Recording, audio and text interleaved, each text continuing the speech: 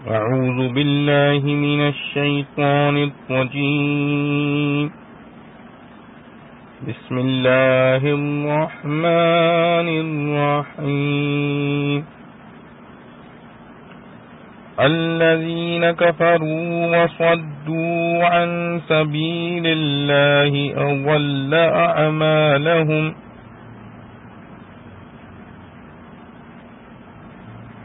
والذين آمنوا وعملوا الصالحات وآمنوا بما نزل على محمد وهو الحق من ربهم كفر عنهم سيئاتهم وأصلح بالهم ذلك بأن الذين كفروا اتبعوا الباطل وأن الذين آمنوا اتبعوا الحق من ربهم كذلك يضرب الله للناس أمثالهم.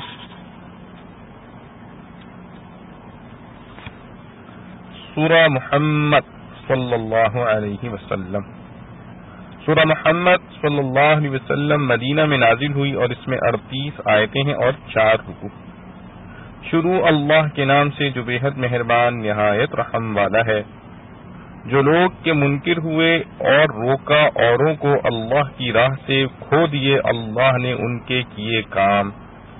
اور جو یقین لائے اور کیے بھلے کام اور مانا اس کو جو اترا محمد صلی اللہ علیہ وسلم پر، اور وہی ہے سچا دین ان کے رب کی طرف سے. ان پر اتاری ان کی برائیاں،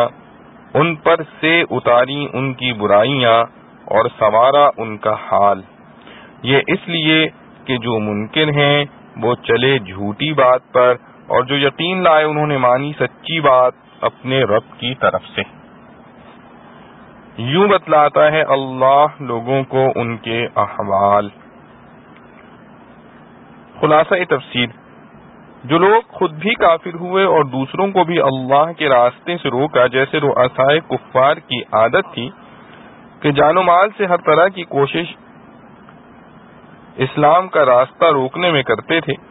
سو خدا نے ان کے عمل کل عدم کر دیے.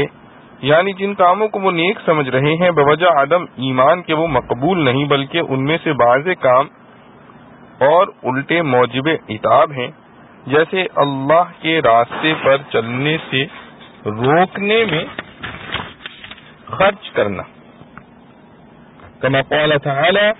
فَسَيُنْفِقُونَهَا ثُمَّ تَكُونُ عَلَيْهِمْ حَسْرَةٌ. اور برخلاف ان کے جو لوگ ایمان لائے اور انہوں نے اچھے کام کیے اور ان کے ایمان کی کیفیت تفصیلی یہ ہے کہ وہ سب اس پر ایمان لائے جو محمد صلی اللہ علیہ وسلم پر نازل کیا گیا ہے، اور وہ جو نازل کیا گیا ہے وہ ان کے رب کے پاس سے آیا ہوا امر واقعی بھی ہے جس کا ماننا ہے بھی ضروری. سو اللہ تعالیٰ ان کے گناہ ان پر سے اتارے گا، یعنی معاف کر دے گا، اور دونوں جہاں میں ان کی حالت درست رکھے گا. دنیا میں تو اس طرح کہ ان کو اعمال صالحہ کی توفیق بڑھتی جاوے گی، اور آخرت میں اس طرح کہ ان کو عذاب سے نجات اور جنت میں داخلہ ملے گا. اور یہ جو مومنین کی خوشحالی اور کفار کی بدحالی بیان کی گئی اس وجہ سے ہے کہ کافر تو غلط راستے پر چلے اور اہل ایمان صحیح راستے پر چلے جو ان کے رب کی طرف سے آیا ہے، اور غلط راستے کا موجب ناکامی ہونا اور صحیح راستے کا سبب کامیابی ہونا ظاہر ہے. اس لیے وہ ناکام ہوئے اور یہ کامیاب ہوئے. اور اگر اسلام کے صحیح راستے ہونے میں کوئی شبہ ہو تو من ربہم سے اس کا جواب ہو گیا کہ دلیل اس کی صحیح ہونے کی یہ ہے کہ وہ من جانب اللہ ہے،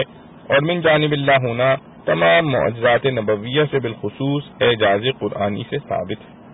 اور اللہ تعالیٰ اسی طرح جیسے یہ حالات بیان فرمائے لوگوں کے نفع و ہدایت کے لیے ان مذکورین کے حالات بیان فرماتا ہے تاکہ ترغیب و ترہیب کے دونوں طریقوں سے ہدایت کی جائے. معارف و مسائل. سورہ محمد صلی اللہ علیہ وسلم کا دوسرا نام سورہ قتال بھی ہے کیونکہ جہاد و قتال کے احکام اس میں بیان ہوئے. ہجرت مدینہ کے فوراً بعد ہی یہ سورت نازل ہوئی. یہاں تک کہ اس کی ایک آیت کأیم من قاریہ کے متعلق حضرت ابن عباس رضی اللہ عنہ سے منقول ہے کہ وہ مکی آیت ہے، کیونکہ اس کا نزول اس وقت ہوا ہے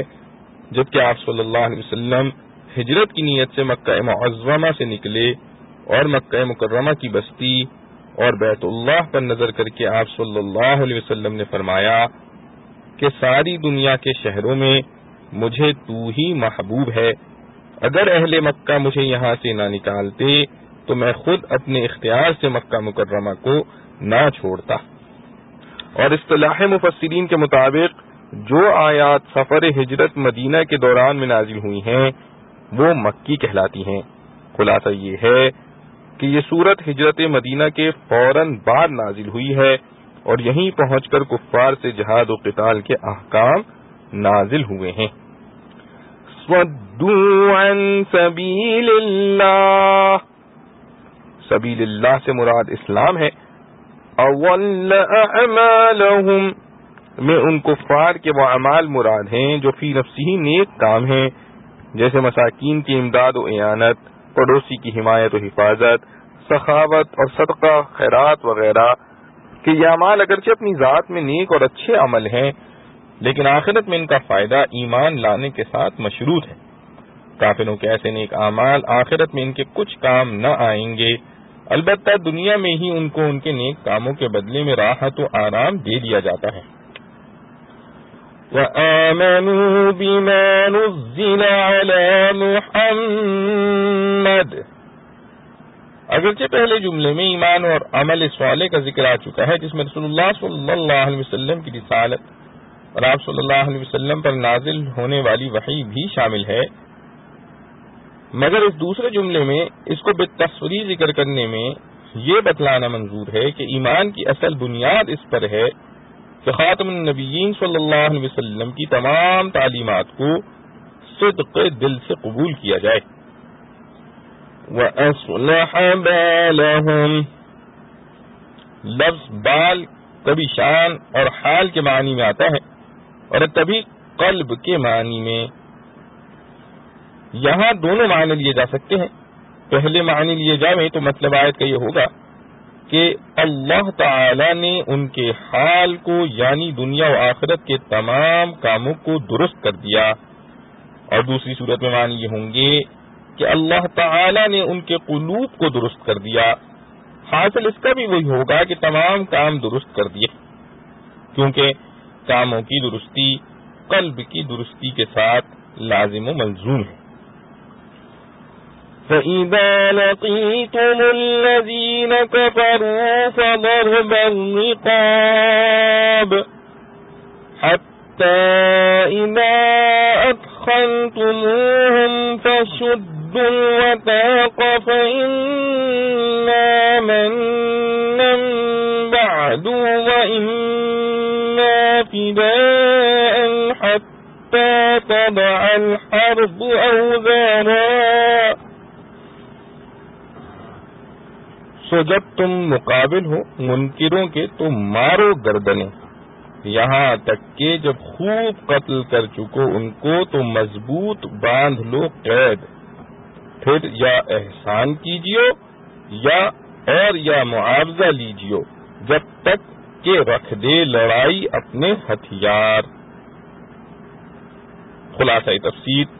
اوپر کی آیات میں اہل ایمان کا مصلح ہونا اور کفار کا مفسد ہونا بیان ہوا ہے۔ اس کی مناسبت سے کفر و کفار کا فساد رفع کرنے کے لیے اس آیت میں احکام جہاد کا ذکر ہے۔ سو جب تمہارا کفار سے مقابلہ ہو جائے تو ان کی گردنیں مارو، یہاں تک کہ جب تم ان کی خوب خون ریزی کر چکو، جس کی حد یہ ہے کہ کفار کی شوکت و قوت ٹوٹ جائے اور قتال بند کرنے سے مسلمانوں کی مدد یا کفار کے غلبے کا خوف رہے، تو اس وقت کفار کو قید کر کے خوب مضبوط باندھ لو۔ پھر اس کے بعد تم کو دو باتوں کا اختیار ہے، یا تو بلا معاوضہ چھوڑ دینا اور یا معاوضہ لے کر چھوڑ دینا، اور یہ قید اور قتل کا حکم اس وقت تک ہے جب تک کہ لڑنے والے دشمن اپنے ہتھیار نہ رکھ دیں۔ مراد اس سے اسلام یا استسلام ہے، یعنی یا تو اسلام قبول کر لیں یا مسلمانوں کا ذمہ ہو کر رہنا قبول کر لیں، تو پھر نہ قتل جائز ہے نہ قید ہے۔ معارف و مسائل، اس آیت سے دو باتیں ثابت ہوئیں۔ اول یہ کہ جب قتال کے ذریعے کفار کی شوکت و قوت ٹوٹ جائے تو اب بجائے قتل کرنے کے ان کو قید کر لیا جائے۔ پھر ان جنگی قیدیوں کے متعلق مسلمانوں کو دو اختیار دیے گئے، ایک یہ کہ ان پر احسان کیا جائے بغیر کسی فدیہ اور معاوضے کے چھوڑ دیا جائے، دوسرے یہ کہ ان سے کوئی فدیہ لے کر چھوڑا جائے۔ فدیہ یہ بھی ہو سکتا ہے کہ ہمارے کچھ مسلمان ان کے ہاتھ میں قید ہوں تو ان سے تبادلہ کر لیا جائے، اور یہ بھی ہو سکتا ہے کہ کچھ مال کا فدیہ لے کر چھوڑا جائے۔ یہ حکم بظاہر اس حکم کے خلاف ہے جو سورہ انفال کی آیت میں گزر چکا ہے، جس میں غزوہ بدر کے قیدیوں کو معاوضہ لے کر چھوڑ دینے کی رائے پر اللہ تعالی کی طرف سے عتاب ہوا، اور رسول اللہ صلی اللہ علیہ وسلم نے فرمایا کہ ہمارے اس عمل پر اللہ تعالی کا عذاب قریب آ گیا تھا، اگر یہ عذاب آتا تو اس سے بجز عمر بن خطاب رضی اللہ عنہ اور سعد بن معاذ رضی اللہ عنہ کے کوئی نہ بچتا، کیونکہ انہوں نے فدیہ لے کر چھوڑنے کی رائے سے اختلاف کیا تھا، جس کی پوری تفصیل معارف القرآن جلد 4 میں صفحہ 282 سے 288 تک لکھی گئی ہے۔ خلاصہ یہ ہے کہ آیت انفال نے بدر کے قیدیوں کو فدیہ لے کر چھوڑنا بھی ممنوع کر دیا، تو بلا معاوضہ چھوڑنا بدرجہ اولا ممنوع ہوگا، اور سورہ محمد صلی اللہ علیہ وسلم کی آیت مذکورہ نے ان دونوں چیزوں کو جائز قرار دیا ہے، اس لیے اکثر صحابہ اور ائمہ فقہا نے فرمایا کہ سورہ محمد کی اس آیت نے سورہ انفال کی آیت کو منسوخ کر دیا۔ تفسیر مدنی میں ہے کہ حضرت عبداللہ بن عمر رضی اللہ عنہ اور حسن اور عطا اور اکثر صحابہ و جمہور فقہا کا یہی قول ہے، اور ائمہ فقہا میں سے قاضی، شافعی، احمد، اسحاق رحمہم اللہ کا بھی یہی مذہب ہے۔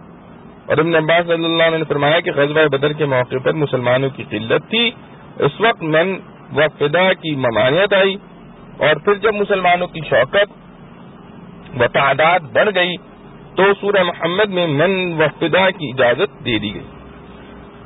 تفسیر مظہری میں حضرت قاضی ثناء اللہ رحمۃ اللہ علیہ نے اس کو نقل کر کے فرمایا کہ یہی قول صحیح اور مختار ہے، کیونکہ خود رسول اللہ صلی اللہ علیہ وسلم نے اس پر عمل فرمایا، اور آپ کے بعد خلفائے راشدین نے اس پر عمل فرمایا،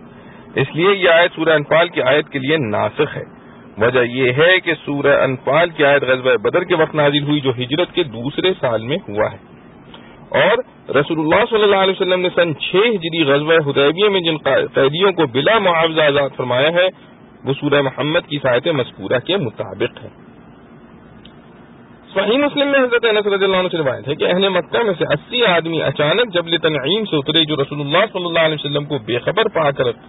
قتل کرنے کا ارادہ کر رہے تھے۔ رسول اللہ صلی اللہ علیہ وسلم نے ان کو زندہ گرفتار کر لیا، پھر بلا معاوضہ آزاد کر دیا۔ اسی پر سورہ فتح کی آیت نازل ہوئی،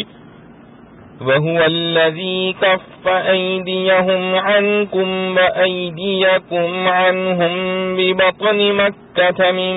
بَعْدِ أَنْ أَظْفَرَكُمْ عَلَيْهِمْ۔ امام اعظم ابو حنیفہ رحمۃ اللہ علیہ کا مشہور مذہب ان کی ایک روایت کے مطابق یہ ہے کہ جنگی قیدیوں کو بلا معاوضہ یا معاوضہ لے کر آزاد کرنا جائز نہیں۔ اسی لیے علماء حنفیہ نے سورہ محمد کی آیت مذکورہ کو امام اعظم کے نزدیک منسوخ اور سورہ انفال کی آیت کو ناسخ قرار دیا ہے، مگر تفسیر مظہری نے یہ واضح کر دیا کہ سورہ انفال کی آیت پہلے اور سورہ محمد کی آیت بعد میں نازل ہوئی ہے، اس لیے وہی ناسخ اور انفال کی آیت منسوخ ہے، اور امام اعظم کا مختار مذہب بھی جمہور صحابہ و فقہا کے مطابق آزاد کرنے کے جواز کا نقل کیا ہے، جبکہ مسلمانوں کی مصلحت اس میں ہو، اور فرمایا کہ یہی اصحاح اور مختار ہے۔ علماء حنفیہ میں سے علامہ ابن حمام فتح القدیر میں اسی طرف مائل ہیں، انہوں نے لکھا ہے کہ قدوری اور ہدایہ کی روایت کے مطابق امام اعظم کے نزدیک قیدیوں کو فدیہ لے کر آزاد نہیں کیا جا سکتا، اور یہ ایک روایت ہے امام اعظم ابو حنیفہ رحمۃ اللہ علیہ سے، مگر انہی سے دوسری روایت سیر کبیر میں جمہور کے قول کے مطابق جواز کی منقول ہے، اور یہی ان دونوں روایتوں میں اظہر ہے، اور امام طحاوی نے معانی الاحسان میں اسی کو ابو حنیفہ رحمۃ اللہ علیہ کا مذہب قرار دیا ہے۔ خلاصہ یہ ہے کہ سورہ محمد اور سورہ انفال کی دونوں آیتیں جمہور صحابہ و ائمہ کے نزدیک منسوخ نہیں، مسلمانوں کے حالات اور ضرورت کے تابع امام المسلمین کو اختیار ہے کہ ان میں جس صورت کو مناسب سمجھے اختیار کر لے۔ قرطبی نے رسول اللہ صلی اللہ علیہ وسلم اور خلفائے راشدین کے عمل سے ثابت کیا ہے کہ جنگی قیدیوں کو کبھی قتل کیا گیا ہے اور کبھی غلام بنایا گیا اور کبھی فدیہ لے کر چھوڑا گیا اور کبھی بغیر فدیے کے آزاد کر دیا گیا۔ فدیہ لینے میں یہ بھی داخل ہے کہ ان کے بدلے میں مسلمان قیدی آزاد کرا لیے جائیں اور یہ بھی کہ ان سے کچھ مال لے کر چھوڑا جائے۔ دونوں قسم کی صورتیں رسول اللہ صلی اللہ تعالی علیہ وآلہ وسلم اور خلفائے راشدین کے عمل سے ثابت ہیں۔ اس تفصیل کو نقل کرنے کے بعد انہوں نے فرمایا کہ اس سے معلوم ہوا کہ اس معاملے میں جن آیتوں کو ناسخ منسوخ کہا گیا در حقیقت وہ سب محکم ہیں، ان میں سے کوئی منسوخ نہیں، اس لیے کہ جب کفار قید ہو کر ہمارے قبضے میں آئے تو امام المسلمین کو 4 چیزوں کا اختیار ہے کہ مناسب سمجھے تو قتل کر دے، اور مصلحت مسلمانوں کی سمجھے تو ان کو غلام اور لونڈی بنا لے، اور فدیہ لے کر چھوڑنے میں مصلحت ہو تو فدیہ مال کا یا مسلمان قیدیوں کو لے کر چھوڑ دے یا بغیر کسی معاوضے کے آزاد کر دے۔ قرطبی نے تفسیر نقل کر کے لکھا ہے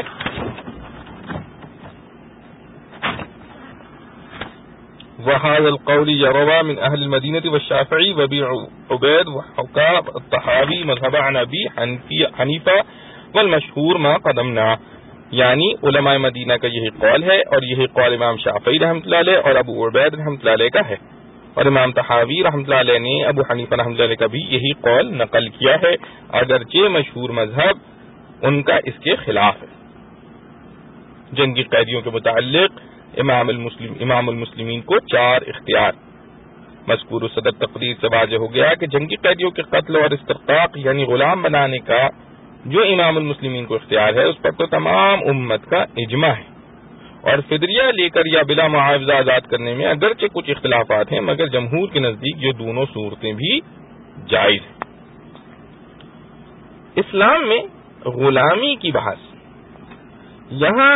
ایک سوال یہ پیدا ہوتا ہے کہ جنگی قیدیوں کو آزاد چھوڑ دینے میں تو فقہا کا کچھ اختلاف ہے بھی، قتل کرنے اور غلام بنانے کی اجازت میں کوئی اختلاف نہیں، سب کا اجماع ہے کہ یہ دونوں صورتیں جائز ہیں۔ پھر قرآن کریم نے ان دو صورتوں کا ذکر کیوں نہیں کیا گیا؟ پھر قرآن کریم میں ان 2 صورتوں کا ذکر کیوں نہیں کیا گیا اور صرف آزاد چھوڑنے کی 2 صورتوں ہی کا بیان کیوں کیا گیا ہے؟ اس سوال کا جواب امام رازی نے تفسیر کبیر میں یہ دیا ہے کہ یہاں صرف ان 2 صورتوں کا ذکر کیا گیا ہے جو ہر جگہ اور ہر وقت جائز ہوں۔ غلام بنانے کا ذکر اس لیے نہیں کیا گیا کہ عرب کے جنگی قیدیوں کو غلام بنانے کی اجازت نہیں ہے، اور قتل بھی اپاہجوں وغیرہ کا جائز نہیں، اس کے علاوہ قتل کا ذکر اوپر آ بھی چکا ہے۔ دوسری بات یہ ہے کہ جہاں تک قتل کرنے اور غلام بنانے کا تعلق ہے اس کا جواز بہت معروف اور مشہور تھا، سب کو معلوم تھا کہ یہ دونوں صورتیں جائز ہیں۔ اس کے برخلاف آزاد چھوڑ دینے کو غزوہ بدر کے موقع پر ممنوع کر دیا گیا تھا۔ اب اس مقام پر آزاد چھوڑنے کی اجازت دینا ہی مقصود تھا، اس لیے اسی کی 2 صورتوں یعنی من اور فدا کا ذکر کر دیا گیا، اور جو صورتیں پہلے سے جائز تھی انہیں اس موقع پر بیان کرنے کی کوئی ضرورت نہیں تھی، اس لیے ان آیات میں ان سے سکوت اختیار کیا گیا۔ لہذا ان آیات سے نتیجہ نکالنا کسی طرح درست نہیں ہے کہ ان آیات کے نزول کے بعد قتل یا غلام بنانے کی اجازت منسوخ کر دی گئی ہے، ورنہ اگر غلام بنانے کا حکم منسوخ ہوتا تو قرآن و حدیث میں کسی ایک جگہ تو اس کی ممانعت مذکور ہوتی۔ اگر یہ آیت ہی ممانعت کے قائم مقام تھی تو حضرت صلی اللہ تعالی علیہ وآلہ وسلم اور آپ صلی اللہ علیہ وسلم کے بعد قرآن و حدیث پر جان دینے والے صحابہ کرام رضوان اللہ مجمعین نے بے شمار غزوات میں جنگی قیدیوں کو غلام کیوں بنایا؟ روایات حدیث و تاریخ میں غلام بنانے کا ذکر اس کثرت اور معنوی تواتر کے ساتھ آیا ہے کہ اس کا انکار مکابرہ کے سوا کچھ نہیں رہا۔ یہ اشکار کہ اسلام جو حقوق انسانیت کا سب سے بڑا محافظ ہے اس نے غلامی کی اجازت کیوں دی؟ تو در حقیقت یہ اشکال اس وجہ سے پیدا ہوتا ہے کہ اسلام کی جائز کی ہوئی غلامی کو دیگر مذاہب و اقوام کی غلامی پر قیاس کر لیا گیا ہے، حالانکہ اسلام نے غلاموں کو جو حقوق عطا کیے اور معاشرے میں جو ان کو مقام دیا اس کے بعد وہ صرف نام کی غلامی رہ گئی، ورنہ حقیقت میں وہ بھائی چارہ بن گیا ہے۔ اور اگر اس کی حقیقت اور روح پر نظر کی جائے تو بہت سی صورتوں میں جنگی قیدیوں کے ساتھ اس سے بہتر سلوک ممکن نہیں۔ مشہور مستشرق موسیو دستاو لیبان اپنی کتاب تمدن عرب میں لکھتا ہے غلام کا لفظ جب کسی ایسے یورپین شخص کے سامنے بولا جاتا ہے جو 30 سال کے دوران لکھی ہوئی امریکی روایتوں کا پڑھنے کا عادی ہے تو اس کے دل میں ان مسکینوں کا تصور آ جاتا ہے جو زنجیروں میں جکڑے ہوئے ہیں، ان کے گلوں میں توق پڑے ہوئے ہیں اور انہیں کوڑے مار مار کر ہنکایا جا رہا ہے، ان کی غذا ان کی سد رمق کے لیے بھی کافی نہیں اور انہیں رہنے کے لیے تاریک کوٹھریوں کے سوا کچھ میسر نہیں۔ مجھے یہاں اس سے بحث نہیں کہ یہ تصویر کس حد تک درست ہے اور انگریزوں نے چند سالوں سے امریکہ میں جو کچھ کیا ہے یہ اس باتیں اس پر صادق آتی ہیں یا نہیں، لیکن یہ بالکل یقینی بات ہے کہ اہل اسلام کے یہاں غلام کا تصور نصارہ کے یہاں غلام کے تصور سے بالکلیہ مختلف ہے۔ حقیقت یہ ہے کہ بہت سی صورتیں ایسی ہوتی ہیں جن میں قیدیوں کو غلام بنانے سے بہتر کوئی دوسرا راستہ نہیں ہوتا، کیونکہ اگر غلام نہ بنایا جائے تو 3 ہی صورتیں عقلاً ممکن ہیں، یا قتل کر دیا جائے، یا آزاد چھوڑ دیا جائے، یا دائمی قیدی بنا کر رکھا جائے، اور بس اوقات یہ تینوں صورتیں مصلحت کے خلاف ہوتی ہیں۔ قتل کرنا اس لیے مناسب نہیں ہوتا کہ قیدی اچھی صلاحیتوں کا مالک ہوتا ہے۔ آزاد چھوڑ دینے میں بعض مرتبہ یہ خطرہ ہوتا ہے کہ دارالحرب میں پہنچ کر وہ مسلمانوں کے لیے دوبارہ عظیم خطرہ بن جائے۔ اب 2 ہی صورتیں رہ جاتی ہیں، یا تو اسے دائمی قیدی بنا کر آج کل کی طرح کسی الگ تھلگ جزیرے میں ڈال دیا جائے، یا پھر غلام بنا کر اس کی صلاحیتوں سے کام لیا جائے اور اس کے حقوق انسانی کی پوری نگہداشت کی جائے۔ ہر شخص سوچ سکتا ہے کہ ان میں سے بہتر صورت کون سی ہے، بالخصوص جبکہ غلاموں کے بارے میں اسلام کا نقطہ نظر وہ ہے جو ایک معروف حدیث میں سرکار دو عالم صلی اللہ علیہ وسلم نے بالفاظ ذیل بیان فرمایا ہے، تمہارے غلام تمہارے بھائی ہیں جنہیں اللہ نے تمہارے زیر دست کر دیا ہے، پس جس کا بھائی اس کے زیر دست ہو اسے چاہیے کہ اس کو بھی اسی میں سے کھلائے جو وہ خود کھاتا ہے، اور اسی میں سے پہنائے جسے وہ خود پہنتا ہے، اور اس کو ایسے کام کی زحمت نہ دے جو اس کے لیے ناقابل برداشت ہو، اور اگر اسے ایسے کام کی تکلیف دے تو خود بھی اس کی مدد کرے۔ بخاری، مسلم، ابو داؤد وغیرہ۔ معاشرتی اور تمدنی حقوق کے اعتبار سے اسلام نے غلاموں کو جو مرتبہ عطا کیا وہ آزاد افراد کے قریب مساوی ہے۔ چنانچہ دوسری اقوام کے برخلاف اسلام نے غلاموں کو نکاح کی نہ صرف اجازت دی بلکہ آقاؤں کو انکحوا الایام منکم والی آیت کے ذریعے اس کی تاکید کی گئی ہے، یہاں تک کہ وہ آزاد عورتوں سے بھی نکاح کر سکتا ہے۔ مال غنیمت میں اس کا حصہ آزاد مجاہدین کے برابر ہے، اور دشمن کو امان دینے میں اس کا قول اسی طرح معتبر ہے جس طرح آزاد افراد کا۔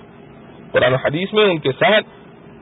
حسن سلوک کے اتنے احکام آئے ہیں کہ ان کو جمع کرنے سے ایک مستقل کتاب بن سکتی ہے،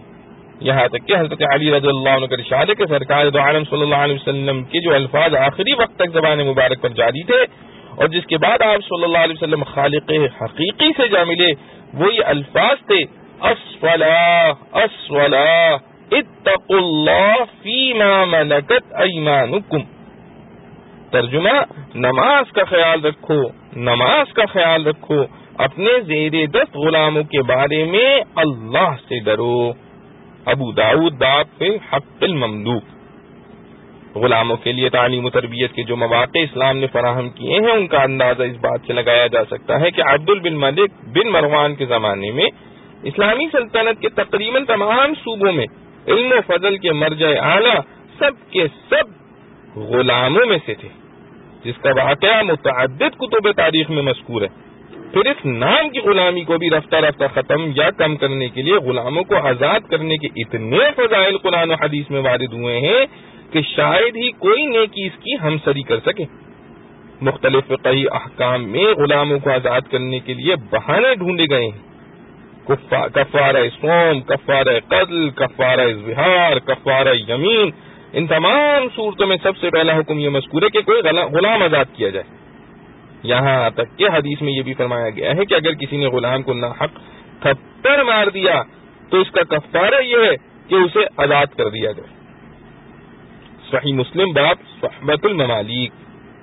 چنانچہ صحابہ کرام رضوان اللہ علیہم اجمعین جس کثرت کے ساتھ غلام آزاد کیا کرتے تھے اس کا اندازہ اس بات سے ہو سکتا ہے کہ صاحب النجم الزہاج نے 10 صحابہ کرام رضوان اللہ علیہم اجمعین کے آزاد کردہ غلاموں کی یہ تعداد نقل کی ہے. اما حضرت عائشہ رضی اللہ عنہا 69، حضرت عباس رضی اللہ عنہ 70، حضرت حکیم بن حزام رضی اللہ عنہ 100، حضرت عبداللہ بن عمر رضی اللہ عنہ 1000، حضرت عثمان غنی رضی اللہ عنہ 20، حضرت ذوالکلہ حمید رضی اللہ عنہ 8000 صرف ایک دن میں، حضرت عبد الرحمن بن عوف رضی اللہ تعالی عنہ 30,000، جس سے معلوم ہوتا ہے کہ صرف 7 صحابہ رضوان اللہ مجمعین نے 39,259 39,259 غلام آزاد کیے. اور ظاہر ہے کہ دوسرے ہزاروں صحابہ کرام رضوان اللہ مجمعین کے آزاد کردہ غلاموں کی تعداد اس سے کہیں زائد ہوگی. غرض اسلام نے غلامی کے نظام میں جو ہماگیر اصلاحات کی، جو شخص بھی انہیں بنظر انصاف دیکھے گا وہ اس نتیجے پر پہنچے بغیر نہیں رہ سکتا کہ اسے دوسری اقوام کے احکام غلامی پر قیاس کرنا بالکل غلط ہے. اور ان اصلاحات کے بعد جنگی قیدیوں کو غلام بنانے کی اجازت ان پر ایک عظیم احسان بن گئی ہے. یہاں یہ بھی یاد رکھنا چاہیے کہ جنگی قیدیوں کو غلام بنانے کا حکم صرف اباحت اور جواز کی حد تک ہے، یعنی اگر اسلامی حکومت مسئلے کے مطابق سمجھے تو انہیں غلام بنا سکتی ہے. ایسا کرنا مستحب یا واجب فعل نہیں ہے، بلکہ قرآن و حدیث کے مجموعی ارشادات سے آزاد کرنے کا افضل ہونا سمجھ میں آتا ہے. اور یہ اجازت بھی اس وقت تک کے لیے ہے جب تک اس کے خلاف دشمن سے کوئی معاہدہ نہ ہو.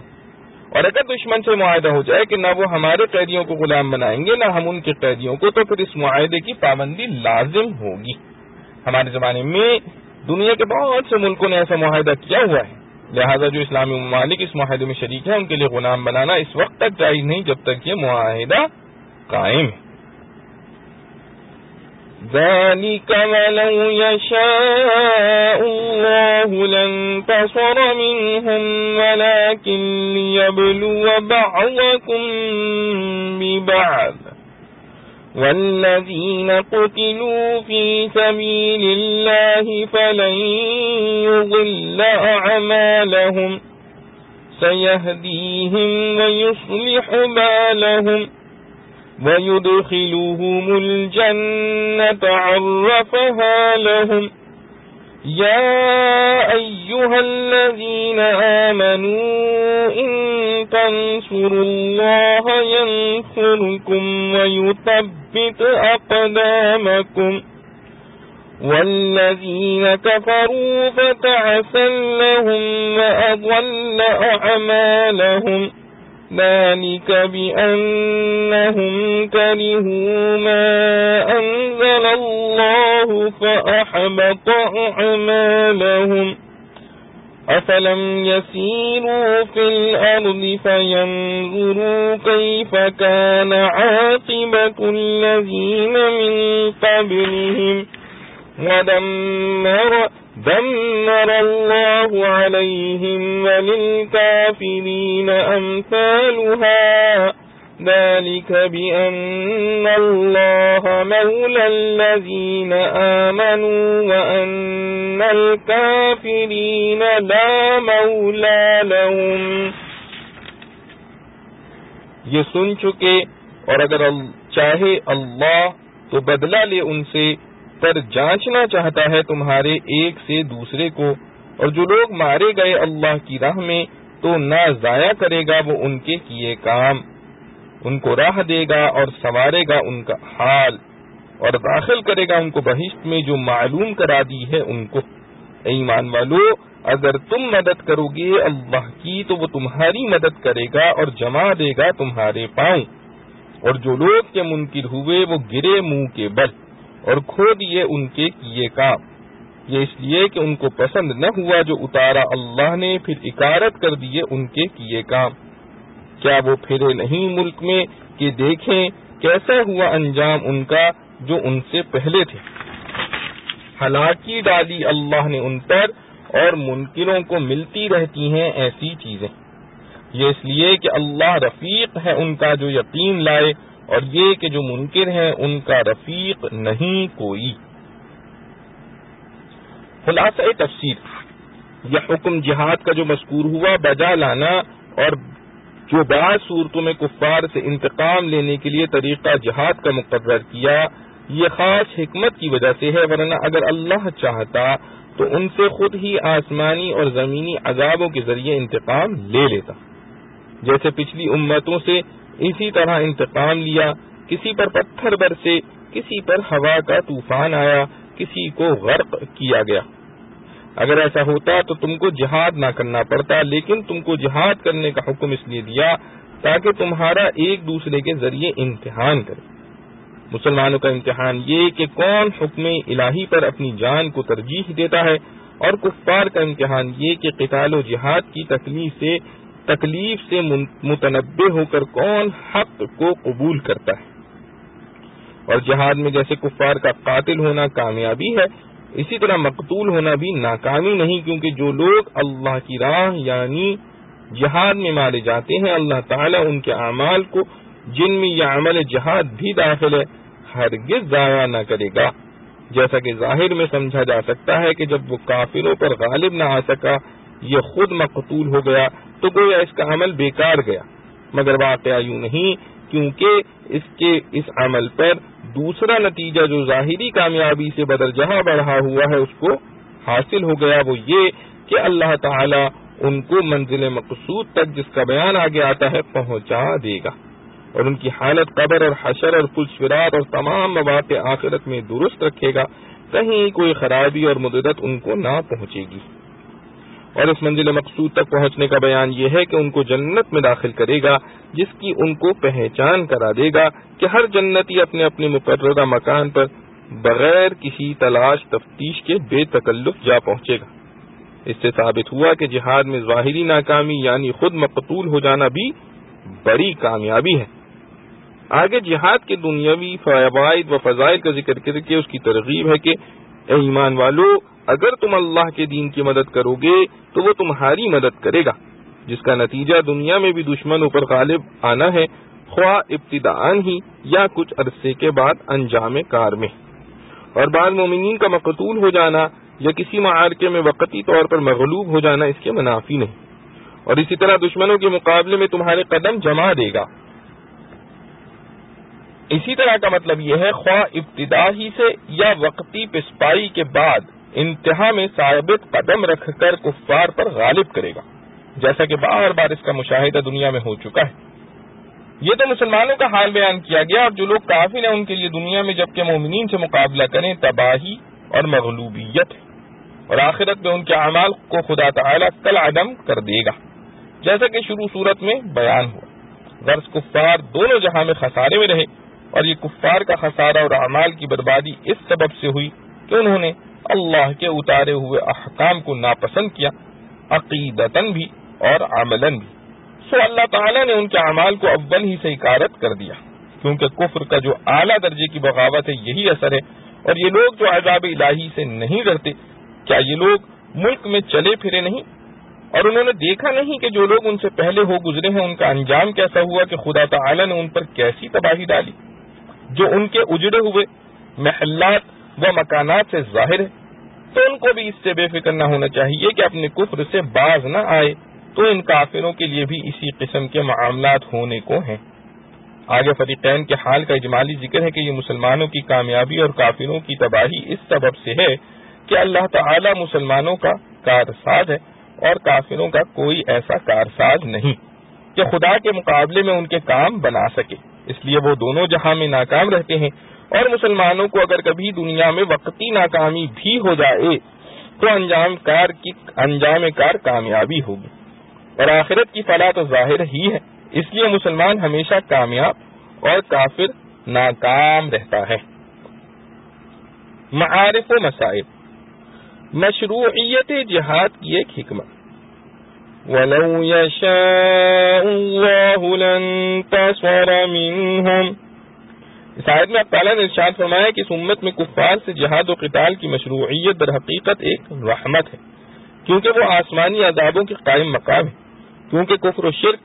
اور اللہ سے بغاوت کی سزا پچھلی قوموں کو آسمانی اور زمینی عذابوں کے ذریعے دی گئی ہے. امت محمدیہ صلی اللہ علیہ وسلم میں ایسا ہو سکتا تھا، مگر رحمت للعالمین صلی اللہ علیہ وسلم کی برکت سے اس امت کو ایسے عام عذابوں سے بچا لیا گیا. اس کے قائم مقام جہاد شرعی کو کر دیا گیا، جس میں بنسبت عذاب عام کے بڑی سہولتیں اور مصلحتیں ہیں. اول تو یہ کہ عذاب عام میں پوری قومیں، مرد، عورت، بچے سبھی تباہ ہوتے ہیں، اور جہاد میں عورتیں، بچے تو معمون ہیں ہی، مرد بھی صرف وہی اس کی ضد میں آتے ہیں جو اللہ کے دین کی حفاظت کرنے والوں کے مقابلے پر قتال کے لیے آ کھڑے ہیں. پھر اس میں بھی سب مقتول نہیں ہوتے، ان میں بہت سے لوگوں کو اسلام و ایمان کی توفیق نصیب ہو جاتی ہے. نیز جہاد کی مشروعیت کا ایک فائدہ یہ بھی ہے کہ اس کے ذریعے جہاد و قتال کے دونوں فریق، مسلمان اور کافر، کا امتحان ہو جاتا ہے کہ کون اللہ کے حکم پر اپنی جان و مال نثار کرنے کو تیار ہو جاتا ہے اور کون سرکشی اور کفر پر جمع رہتا ہے یا اسلام کے روشن دلائل کو دیکھ کر اسلام قبول کر لیتا ہے. والذین قتلوا فی سبیل اللہ فلن یضل اعمالہم. شروع صورت میں ذکر تھا کہ جو لوگ کفر و شرک پر جمع ہوتے ہیں اور دوسروں کو بھی اسلام سے روکتے ہیں، اللہ تعالیٰ نے ان کے نیک اعمال کو بھی اکارت اور ضائع کر دیا. یعنی صدقہ، خیرات اور رفاہ عام کے نیک کام جو وہ کرتے ہیں، کفر و شرک کی وجہ سے اللہ کے نزدیک آخرت میں ان کا کوئی ثواب نہیں. اس کے بالمقابل اس آیت میں فرمایا کہ جو لوگ اللہ کی راہ میں شہید ہوتے ہیں ان کے اعمال ضائع نہیں ہوتے. یعنی اگر انہوں نے کچھ گناہ بھی کیے ہوں تو ان کے گناہوں کی وجہ سے ان کے نیک اعمال پر کوئی اثر نہیں پڑتا، بلکہ بسا اوقات ان کے نیک اعمال ان کے گناہوں کا کفارہ بن جاتے ہیں. سَيَهْدِيهِمْ وَيُصْلِحُ بَالَهُمْ. اس میں شہید فی سبیل اللہ کے لیے دو نعمتوں کا ذکر ہے. ایک یہ کہ اللہ ان کو ہدایت کر دے گا، دوسرے ان کے سب حالات درست کر دے گا. حالات سے مراد دنیا و آخرت دونوں جہاں کے حالات ہیں. دنیا میں تو یہ کہ جو شخص جہاد میں شریک ہوا اگرچہ وہ شہید نہ ہوا، سلامت رہا، وہ بھی شہید کے ثواب کا مستحق ہو گیا. اور آخرت میں یہ کہ وہ قبر کے عذاب سے، محشر کی پریشانی سے نجات پائے گا. اور اگر کچھ لوگوں کے حقوق اس کے ذمے رہ گئے ہیں تو اللہ تعالیٰ اصحاب حقوق کو اس سے راضی کر کے اس کی خلاصی کرا دیں گے. اور موت کے بعد ہدایت کرنے سے مراد ان کی منزل مقصود یعنی جنت پر پہنچا دینا ہے، جیسا کہ قرآن میں اہل جنت کے متعلق آیا ہے کہ جنت میں پہنچ کر کہیں گے الحمدللہ الذی ہدانا لہذا.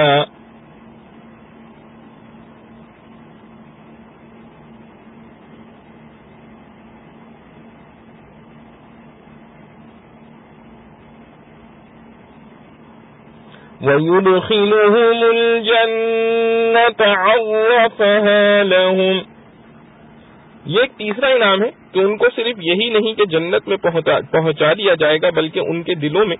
خود بخود جنت کے اپنے اپنے مقام اور اس میں ملنے والی نعمتوں، حور و قصور سے ایسی واقفیت پیدا کر دی جائے گی جیسے وہ ہمیشہ سے انہی میں رہتے اور ان سے مانوس تھے.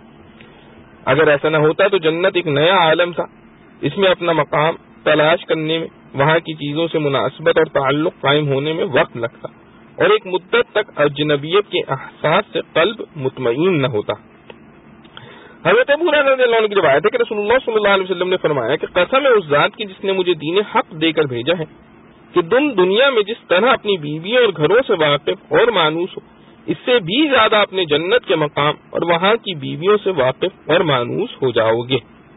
اور بعض روایتوں میں ہے کہ ایک فرشتہ ہر ایک جنتی کے لیے مقرر کر دیا جائے گا جو ان کا اپنے مقام جنت اور وہاں کی بیویوں سے تعارف کرائے گا. واللہ اعلم. وَلِلْكَافِرِينَ أَمْثَالُهَا. یہاں الکافرین کا الف لام عہد کے لیے ہے اور مراد کفار مکہ ہے. مراد ان کو ڈرانا ہے کہ جس طرح پچھلی امتوں پر عذاب آئے ہیں تم پر بھی آ سکتے ہیں، اس لیے تم پر بھی آ سکتے ہیں، بے فکر نہ رہنا چاہیے. وَأَنَّ الْكَافِرِينَ لَا مَوْلَى لَهُمْ. لفظ مولا بہت سے معنی کے لیے مستعمل ہوتا ہے. ایک معنی کارساز کے ہیں جو اس جگہ مراد ہے، اور ایک معنی مالک کے ہیں. قرآن میں دوسری جگہ کفار کے بارے میں آیا ہے ردوا الی اللہ مولاہم الحق. اس میں اللہ تعالیٰ کو کفار کے لیے بھی مولا قرار دیا ہے کیونکہ مولا کے معنی مالک کے ہیں، اور مالکیت اللہ تعالیٰ کی عام ہے. مومن کافر کوئی اس سے خارج نہیں.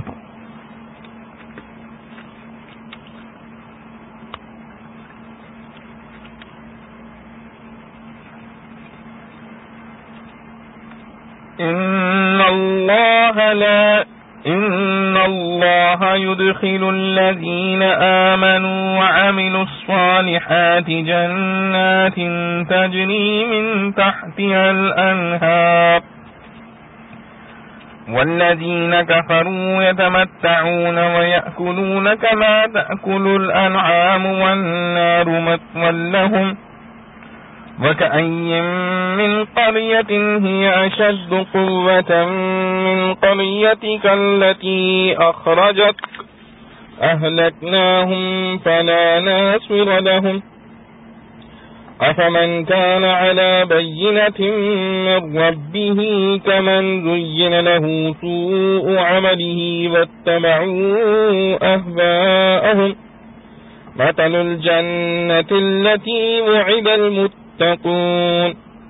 فيها أنهار من ماء غير آسن وأنهار من لبن لم يتغير طعمه وأنهار من خمر لذة للشاربين وأنهار من عسل مصفى ولهم فيها من كل الثمرات ومغفرة من ربهم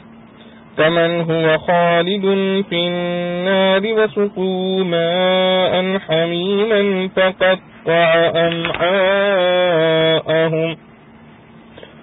مقرر اللہ داخل کرے گا ان کو جو یقین لائے اور کیے بھلے کام باغوں میں جن کے نیچے بہتی ہیں نہریں، اور جو لوگ منکر ہیں برت رہے ہیں اور کھاتے ہیں جیسے کہ کھائیں چوپائے اور آگ ہے گھر ان کا. اور کتنی تھیں بستیاں جو زیادہ تھیں زور میں اس تیری بستی سے جس نے تجھ کو نکالا، ہم نے ان کو غارت کر دیا پھر کوئی نہیں ان کا مددگار. بھلا ایک جو چلتا ہے واضح رستے پر اپنے رب کے برابر ہے اس کے جس کو بھلا دکھلایا اس کا برا کام، اور چلتے ہیں اپنی خواہشوں پر. احوال اس بہشت کا جس کا وعدہ ہوا ہے ڈرنے والوں سے، اس میں نہریں ہیں پانی کی جو بو نہیں کر گیا، اور نہریں ہیں دودھ کی جس کا مزہ نہیں پھرا، اور نہریں ہیں شراب کی جس میں مزہ ہے پینے والوں کے واسطے، اور نہریں ہیں شہد کی جھاگ اتارا ہوا، اور ان کے لیے وہاں سب طرح کے میوے ہیں اور معافی ہے ان کے رب سے. یہ برابر ہے اس کے جو سدا رہے آگ میں اور پلایا جائے ان کو کھولتا پانی تو کاٹ نکالے ان کی آنتیں. خلاصہ تفسیر: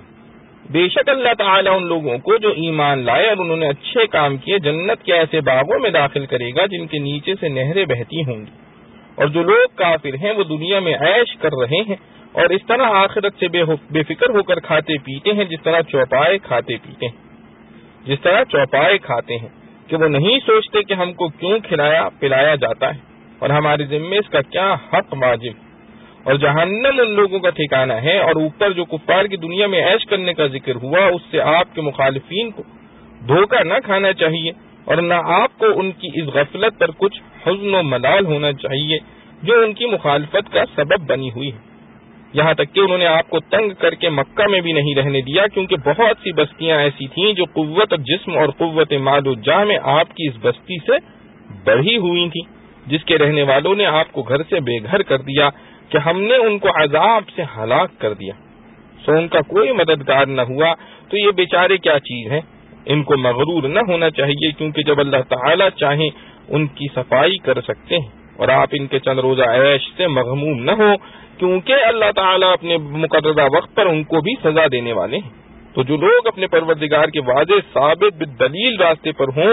کیا وہ ان شخصوں کی طرح ہو سکتے ہیں جن کی بدعملی ان کو بھی بھلی معلوم ہوتی ہے اور جو اپنی نفسانی خواہشوں پر چلتے ہوں؟ یعنی جب ان دونوں فریقوں کے اعمال میں تفاوت ہے تو ان کے مال اور انجام میں بھی تفاوت ضروری ہے۔ اہل حق ثواب کے اور اہل باطل عقاب و عذاب کے مستحق ہیں، جس کا بیان یہ ہے کہ جس جنت کا متقیوں سے وعدہ کیا جاتا ہے اس کی کیفیت یہ ہے کہ اس میں بہت سی نہریں تو ایسے پانی کی ہیں جس میں ذرا تغیر نہیں ہوگا،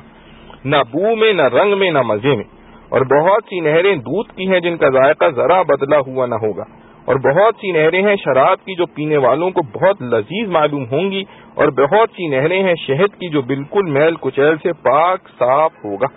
اور ان کے لیے وہاں ہر قسم کے پھل ہوں گے، اور اس میں داخل ہونے سے پہلے ان کے رب کی طرف سے گناہوں کی بخشش ہوگی۔ کیا ایسے لوگ ان جیسے ہو سکتے ہیں جو ہمیشہ جو دوزخ میں رہیں گے؟ اور کھولتا ہوا پانی ان کو پینے کو دیا جاوے گا تو وہ ان کی انتڑیوں کو ٹکڑے ٹکڑے کر ڈالے گا۔ معارف و مسائل: چونکہ دنیا کا پانی کبھی رنگ میں، کبھی بو میں، کبھی ذائقے میں متغیر ہو جاتا ہے، اسی طرح دنیا کا دودھ بگڑ جاتا ہے، اسی طرح دنیا کی شراب بدمزہ و تلخ ہوتی ہے،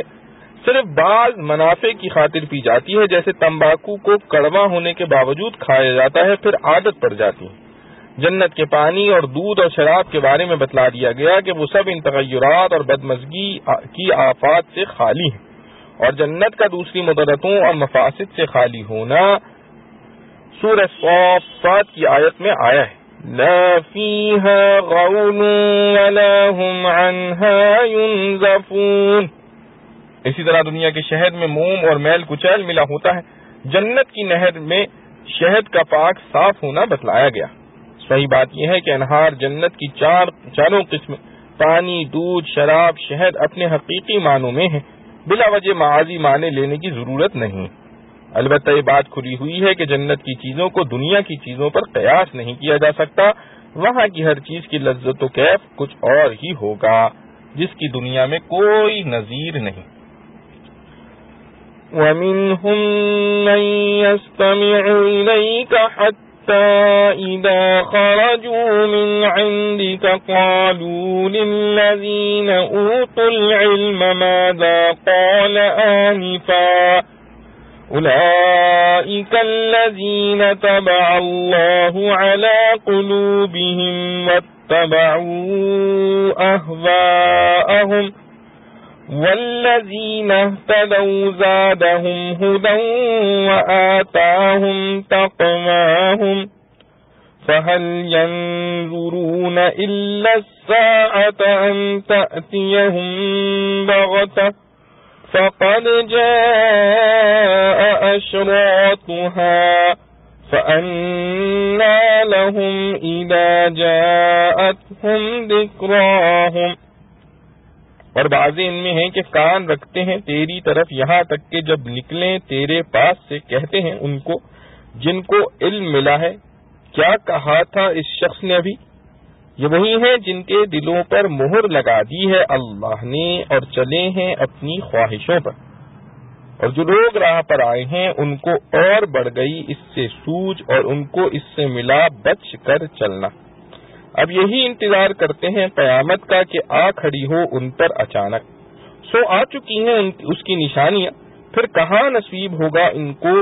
جب وہ آ پہنچے ان پر سمجھ پکڑنا۔ خلاصہ تفسیر: اور اے نبی صلی اللہ علیہ وسلم، بعض آدمی ایسے ہیں، مراد منافقین ہیں، کہ وہ آپ کی تبلیغ و تعلیم کے وقت ظاہر میں تو آپ کی طرف کان لگاتے ہیں لیکن دل سے بالکل متوجہ نہیں ہوتے، یہاں تک کہ جب وہ لوگ آپ کے پاس سے اٹھ کر مجلس سے باہر جاتے ہیں تو دوسرے اہل علم صحابہ سے کہتے ہیں کہ حضرت نے ابھی جب ہم مجلس میں تھے کیا بات فرمائی تھی؟ ان کا یہ کہنا بھی ایک قسم کا استہزاء ہی تھا کہ اس سے یہ جتلانا تھا کہ ہم آپ کی گفتگو کو قابل التفات نہیں سمجھتے۔ یہ بھی ایک شعبہ نفاق ہی کا تھا۔ یہ وہ لوگ ہیں کہ حق تعالی نے ان کے دلوں پر مہر کر دی ہے، ہدایت سے دور ہو گئے اور اپنی نفسانی خواہشوں پر چلتے ہیں، اور انہی کی قوم میں سے جو لوگ راہ پر ہیں یعنی مسلمان ہو چکے ہیں، اللہ تعالیٰ ان کو احکام سننے کے وقت اور زیادہ ہدایت دیتا ہے، کہ وہ ان کے احکام جدیدہ پر بھی ایمان لاتے ہیں، یہاں تک کہ ایمان لاتے ہیں یعنی ان کی ایمانیات کی تعداد بڑھ گئی، یا یہ کہ ان کے ایمان کو اور زیادہ قوی اور پختہ کر دیتے ہیں، جو عمل صالح کا خاصہ ہے کہ اس سے ایمان میں مزید پختگی پیدا ہوتی ہے اور ان کو ان کے تقوی کی توفیق دے دیتا ہے۔ آگے منافقین کے لیے وعید ہے کہ یہ جو قرآن اور احکام الہیہ سن کر بھی متاثر نہیں ہوتے، سو معلوم ہوتا ہے کہ یہ لوگ بس قیامت کے منتظر ہیں کہ وہ ان پر دفعتاً آ پڑے۔ یہ بطور زجر و توبیخ کے فرمایا کہ اب بھی متاثر نہیں ہوتے تو کیا قیامت میں تذکر اور ہدایت حاصل کریں گے؟ سو یاد رکھو کہ قیامت بھی نزدیک ہے، چنانچہ اس کی متعدد علامتیں تو آ چکی ہیں، چنانچہ از روئے حدیث خود خاتم النبیین صلی اللہ علیہ وسلم کی بعثت و نبوت بھی علامات قیامت میں سے، اور شق قمر نبی کریم صلی اللہ علیہ وسلم کا معجزہ ہونے کے علاوہ قیامت کی علامات میں سے بھی ہے۔ یہ سب علامات زمانہ نزول قرآن میں موجود ہو چکی تھیں۔ آگے اس کا بیان ہے کہ ایمان لانے اور ہدایت پانے میں قیامت کا انتظار کرنا محض جہالت ہے، کیونکہ وہ وقت سمجھنے اور عمل کرنے کا نہیں ہوگا۔ فرمایا تو جب قیامت ان کے سامنے آ کھڑی ہوئی اس وقت ان کو سمجھنا کہاں میسر ہوگا، یعنی مفید نہیں ہوگا۔ معارف و مسائل، اشراط کے معنی علامات کے ہیں، اور علامات قیامت کی ابتدا خود خاتم النبیین صلی اللہ علیہ وسلم کی بعثت سے ہو جاتی ہے، کیونکہ ختم نبوت بھی قرب قیامت کی علامت ہے۔ اسی طرح شق قمر کے معجزے کو بھی قرآن میں اقتربت الساعہ کے ساتھ فرما کر اس طرف اشارہ کر دیا کہ یہ بھی علامات قیامت میں سے ہے۔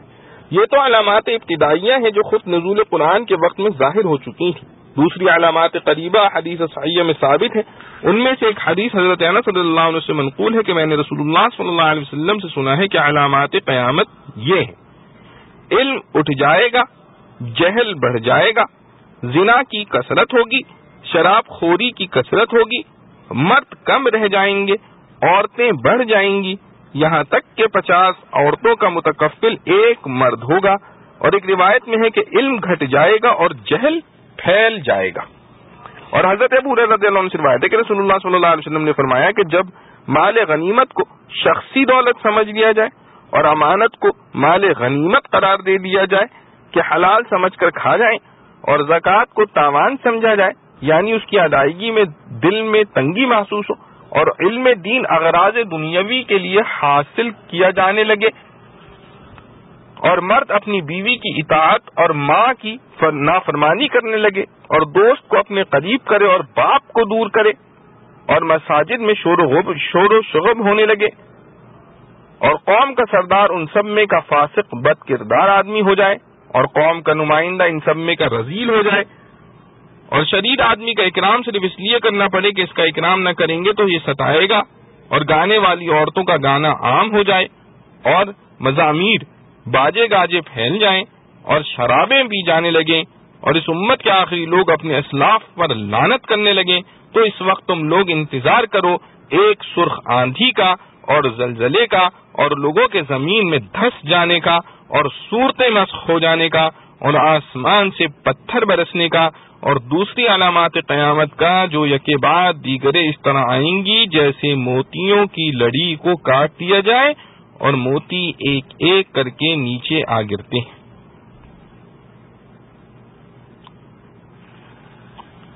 فَاعْلَمْ أَنَّهُ لَا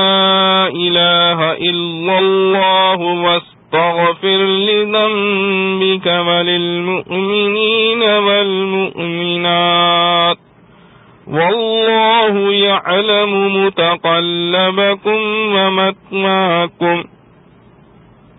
سو تو جان لے کہ کسی کی بندگی نہیں سوائے اللہ کے، اور معافی مانگ اپنے گناہ کے واسطے، اور ایماندار مردوں اور عورتوں کے لیے، اور اللہ کو معلوم ہے باز گشت تمہاری اور گھر تمہارا۔ خلاصہ تفسیر، جب آپ خدا تعالی کے مطیع و فرما بردار بندوں اور سرکشوں دونوں کا حال و مال سن چکے تو آپ اس کا اکمل طریقے پر یقین رکھیے کہ بجز اللہ کے اور کوئی قابل عبادت نہیں۔ اس میں دین کے تمام اصول و فروع آ گئے، کیونکہ علم سے مراد علم کامل اکمل ہے، اور علم کامل کے لیے لازم ہے کہ تمام احکام الہیہ پر پورا عمل ہو۔ حاصل یہ ہے کہ تمام احکام الہیہ پر مداومت رکھو، اور اگر کبھی کوئی خطا سرزد ہو جائے تو جو آپ کی عصمت نبوت کی بنا پر در حقیقت گناہ نہیں بلکہ صرف ترک افضل ہی ہوگا، مگر آپ کی شان عرفہ کے اعتبار سے صورتاً خطا ہے، اس لیے آپ اپنی اس ظاہری خطا کی معافی مانگتے رہیے، اور سب مسلمان مردوں اور سب مسلمان عورتوں کے لیے بھی بخشش کی دعا مانگتے رہیے، اور یہ بھی یاد رہے کہ اللہ تعالیٰ تمہارے چلنے پھرنے اور رہنے سہنے کی یعنی سب اعمال و احوال کی خبر رکھتا ہے۔ معارف و مسائل۔ اس آیت میں رسول اللہ صلی اللہ علیہ وسلم کو مخاطب کر کے فرمایا کہ آپ سمجھ لیجئے کہ اللہ کے سوا اور کوئی قابل عبادت نہیں، اور ظاہر ہے کہ یہ علم تو ہر مومن مسلمان کو بھی حاصل ہے، سید الانبیاء علیہ السلام کو کیوں حاصل نہ ہوتا؟ پھر اس علم کے حاصل کرنے کا حکم دینا یا تو اس بات پر ثابت قدم رہنے کے معنی میں ہے یا اس کے مقتضیات پر عمل کرنا مراد ہے، جیسا کہ قرطبی نے نقل کیا ہے کہ سفیان بن عیینہ رحمۃ اللہ علیہ سے کسی نے علم کی فضیلت کا سوال کیا تو انہوں نے فرمایا کیا تم نے قرآن کا ارشاد نہیں سنا؟ فَاعْلَمْ أَنَّهُ لَا إِلَٰهَ إِلَّا اللَّهُ وَاسْتَغْفِرْ لِذَنبِكَ، کہ اس میں علم کے بعد عمل کا حکم دیا ہے۔ اسی طرح دوسری جگہ فرمایا اعلموا انما الحیاة الدنیا لعب ولہو، اور پھر فرمایا سابقوا الى مغفرۃ من ربکم۔ اسی طرح انفال میں فرمایا وَاعْلَمُوا أَنَّمَا أَمْوَالُكُمْ وَأَوْلَادُكُمْ فِتْنَةٌ، اور تغابن میں فرمایا فَاحْذَرُوهُمْ۔ ان سب مقامات میں اول علم پھر اس کے مقتضا پر عمل کی تلقین فرمائی گئی ہے۔ یہاں آیت مذکورہ میں بھی اگرچہ یہ علم رسول اللہ صلی اللہ علیہ وسلم کو پہلے سے حاصل تھا، مگر مقصود اس سے اس کا مقتضا پر عمل ہے، اسی لیے اس کے بعد وَاسْتَغْفِرْ کا حکم دیا گیا، اور رسول اللہ صلی اللہ علیہ وسلم سے بوجہ عصمت نبوت کے اس کے خلاف کرنے کا اگرچہ احتمال نہیں تھا، مگر انبیاء علیہ السلام سے معصوم ہونے کے باوجود بعض اوقات اجتہاد میں خطا ہو جاتی ہے، اور اجتہادی خطا قانون شرع میں گناہ نہیں بلکہ اس پر بھی اجر ملتا ہے، مگر انبیاء علیہ السلام کو اس خطا پر متنبہ ضرور کر دیا جاتا ہے، اور ان کے شان عالی کے اعتبار سے اس کو لفظ ضم سے بھی تعبیر کر دیا جاتا ہے، جیسے کہ سورہ عبس میں جو رسول اللہ صلی اللہ علیہ وسلم پر ایک قسم کا عتاب نازل ہوا وہ بھی اسی خطا اجتہادی کی ایک مثال تھی، جس کی تفصیل سورہ عبس میں آئے گی کہ وہ اجتہادی خطا اگرچہ کوئی گناہ نہ تھا بلکہ ایک اجر اس پر بھی ملنے کا وعدہ تھا، مگر آپ صلی اللہ علیہ وسلم کی شان عالی کے لیے اس کو پسند نہیں کیا گیا اور ناپسندیدگی کا اظہار کیا گیا۔ آیت مذکورہ میں اسی طرح کا ذنب مراد ہو سکتا ہے۔ فائدہ، حضرت صدیق اکبر رضی اللہ عنہ کی روایت ہے کہ رسول اللہ صلی اللہ علیہ وسلم نے فرمایا لا الہ الا اللہ، اور استغفار کی کثرت کیا کرو، کیونکہ ابلیس کہتا ہے کہ میں نے لوگوں کو گناہوں میں مبتلا کر کے ہلاک کیا تو انہوں نے مجھے کلمہ لا الہ الا اللہ کہہ کر ہلاک کر دیا۔ جب میں نے یہ دیکھا تو میں نے ان کو ایسے خیالات باطلہ کے پیچھے لگا دیا جن کو وہ نیکی سمجھ کر کرتے ہیں، جیسے عام بدعات کا یہی حال ہے، اس سے ان کو توبہ کی بھی توفیق نہیں ہوتی۔ متقلبکم ومتواکم، متقلب کے لفظی معنی لوٹ پوٹ ہونے یا الٹ پلٹ ہونے کے، اور متوا کے معنی جائے قرار کے ہیں۔ اس کی مراد میں مختلف احتمالات ہو سکتے ہیں، اسی لیے حضرات مفسرین نے مختلف معنی بیان کیے ہیں، اور حقیقت یہ ہے کہ وہ سبھی مراد ہیں، کیونکہ ہر انسان پر دو قسم کے حالات آتے ہیں، ایک وہ جن میں عارضی اور وقتی طور پر اشتغال ہوتا ہے، دوسرے وہ جن کو وہ مستقل اپنا مشغلہ سمجھتا ہے۔ اسی طرح بعض مکانات میں انسان کا قیام عارضی ہوتا ہے، بعض میں مستقل۔ تو آیت میں عارضی کو متقلب کے لفظ سے اور مستقل کو متوا کے لفظ سے تعبیر کیا گیا ہے۔ اس طرح تمام احوال کا اللہ تعالیٰ کے علم میں ہونا اس آیت کا مفہوم ہے۔ وَيَقُولُ الَّذِينَ آمَنُوا لَوْلَا نُزِّلَتْ سُورَةٌ فَإِذَا أُنزِلَتْ سُورَةٌ مُحْكَمَةٌ وَذُكِرَ فِيهَا الْقِتَالُ رَأَيْتَ الَّذِينَ فِي قُلُوبِهِم مَّرَضٌ يَنظُرُونَ إِلَيْكَ نَظْرَ الْمَغْشِيِّ عَلَيْهِ مِنَ الْمَوْتِ فَأَوْلَى لَهُمْ طَاعَةٌ وَقَوْلٌ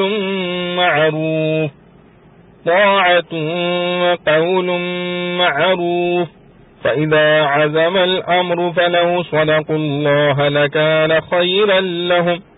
فهل عسيتم إن توليتم أن تفسدوا في الأرض وتقطعوا أرحامكم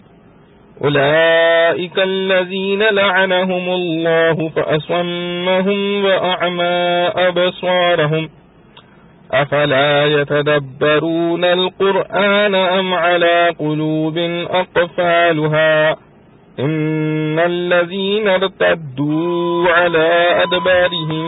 من بعد ما تبين لهم الهدى الشيطان سول لهم وأملى لهم إن الذين ارتدوا على أدبارهم من بعد ما تبين لهم الهدى الشيطان سول لهم وأملى لهم ذلك بأنهم قالوا للذين كرهوا ما نزل الله سنطيعكم في بعض الأمر والله يعلم إسرارهم فكيف إذا توفتهم الملائكة يضربون وجوههم وأدبارهم ذلك بأنهم اتبعوا ما أسخط الله وكرهوا رضوانه فأحبط أعمالهم أم حسب الذين في قلوبهم مرض أن لن يخرج الله أضغانهم ولو نشاء لأريناكهم فلعرفتهم بسيماهم ولتعرفنهم في لحن القول والله يعلم أعمالكم ولنبلونكم حتى نعلم المجاهدين منكم والصابرين ونبلو أخباركم. اور کہتے ہیں ایمان والے کیوں نہ اتری ایک سورت، پھر جب اتری ایک سورت جانچی ہوئی اور ذکر ہوا اس میں لڑائی کا، تو تو دیکھتا ہے ان کو جن کے دل میں روگ ہے، تکتے ہیں تیری طرف جیسے تکتا ہے کوئی بے ہوش پڑا ہوا مرنے کے وقت، سو خرابی ہے ان کی. حکم ماننا ہے اور بھلی بات کہنا، پھر جب تاکید ہو کام کی تو اگر سچے رہیں اللہ سے تو ان کا بھلا ہے. پھر تم سے یہ بھی توقع ہے کہ اگر تم کو حکومت مل جائے تو خرابی ڈالو ملک میں اور قطع کرو اپنی قرابتیں. ایسے لوگ ہیں جن پر لعنت کی اللہ نے، پھر کر دیا ان کو بہرا اور اندھی کر دی ان کی آنکھیں. کیا دھیان نہیں کرتے قرآن میں، یا دلوں پر لگ رہے ہیں ان کے قفل؟ بے شک جو لوگ الٹے پھر گئے اپنی پیٹھ پر بعد اس کے کہ ظاہر ہو چکی ان پر سیدھی راہ، شیطان نے بنائی ان کے دل میں اور دیر کے وعدے کیے. یہ اس واسطے کہ انہوں نے کہا ان لوگوں سے جو بیزار ہیں اللہ کی اتاری کتاب سے، ہم تمہاری بات بھی مانیں گے بعض کاموں میں، اور اللہ جانتا ہے ان کا مشورہ کرنا. پھر کیسا ہوگا حال جب کہ فرشتے جان نکالیں گے ان کی مارتے جاتے ہوں ان کے منہ پر اور پیٹھ پر. یہ اس لیے کہ وہ چلے اس راہ سے جس سے اللہ بیزار ہے، اور ناپسند کی اس کی خوشی، پھر اس نے اکارت کر دیے ان کے کیے کام. کیا خیال رکھتے ہیں وہ لوگ جن کے دلوں میں روگ ہے کہ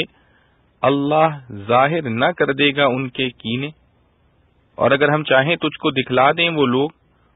سو تو پہچان تو چکا ہے ان کو ان کے چہرے سے، اور آگے پہچان لے گا بات کے ڈھب سے، اور اللہ کو معلوم ہے تمہارے سب کام. اور البتہ ہم تم کو جانچیں گے تا معلوم کر لیں جو تم میں لڑائی کرنے والے ہیں اور قائم رہنے والے، اور تحقیق کر لیں تمہاری خبریں. خلاصہ تفسیر. اور جو لوگ ایمان والے ہیں وہ تو ہمیشہ اس بات کے مشتاق رہتے ہیں کہ کلام الہی اور نازل ہو تاکہ ایمان تازہ ہو اور احکام جدید آویں تو ان کا ثواب بھی حاصل کریں. اور اگر احکام سابقہ کی تاکید ہو تو اور زیادہ ثبات حاصل ہو، اور اشتیاق میں کہتے رہتے ہیں کہ کوئی نئی صورت کیوں نہ نازل ہوئی، اگر نازل ہو تو تمنا پوری ہو۔ سو جس وقت کوئی صاف صاف مضمون کی صورت نازل ہوتی ہے اور اتفاق سے اس میں جہاد کا بھی صاف صاف ذکر ہوتا ہے، تو جن لوگوں کے دلوں میں نفاق کی بیماری ہے، آپ ان لوگوں کو دیکھتے ہیں کہ وہ آپ کی طرف اس طرح بھیانک نگاہوں سے دیکھتے ہیں جیسے کسی پر موت کی بے ہوشی طاری ہو۔ اس طرح دیکھنے کا سبب خوف اور بزدلی ہے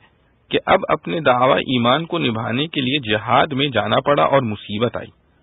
اور وہ جو اس طرح خدا کے حکم سے جی چراتے ہیں، سو اصل یہ ہے کہ عنقریب ان کی کم بختی آنے والی ہے، خواہ دنیا میں بھی کسی وبال میں گرفتار ہوں، ورنہ بعد موت کے تو ضروری ہی ہے۔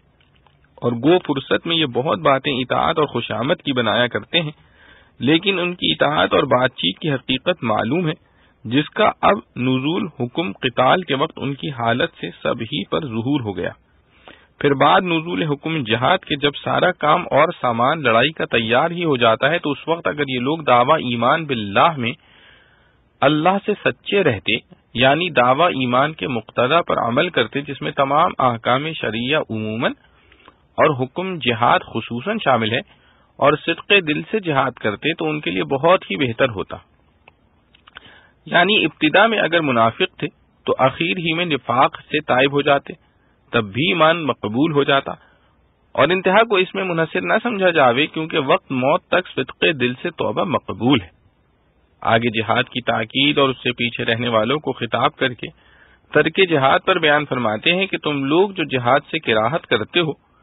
سو اس میں ایک دنیاوی مضرت بھی ہے، چنانچہ اگر تم اور اسی طرح سب جہاد سے کنارہ کش رہو تو آیا تم کو یہ احتمال بھی ہے،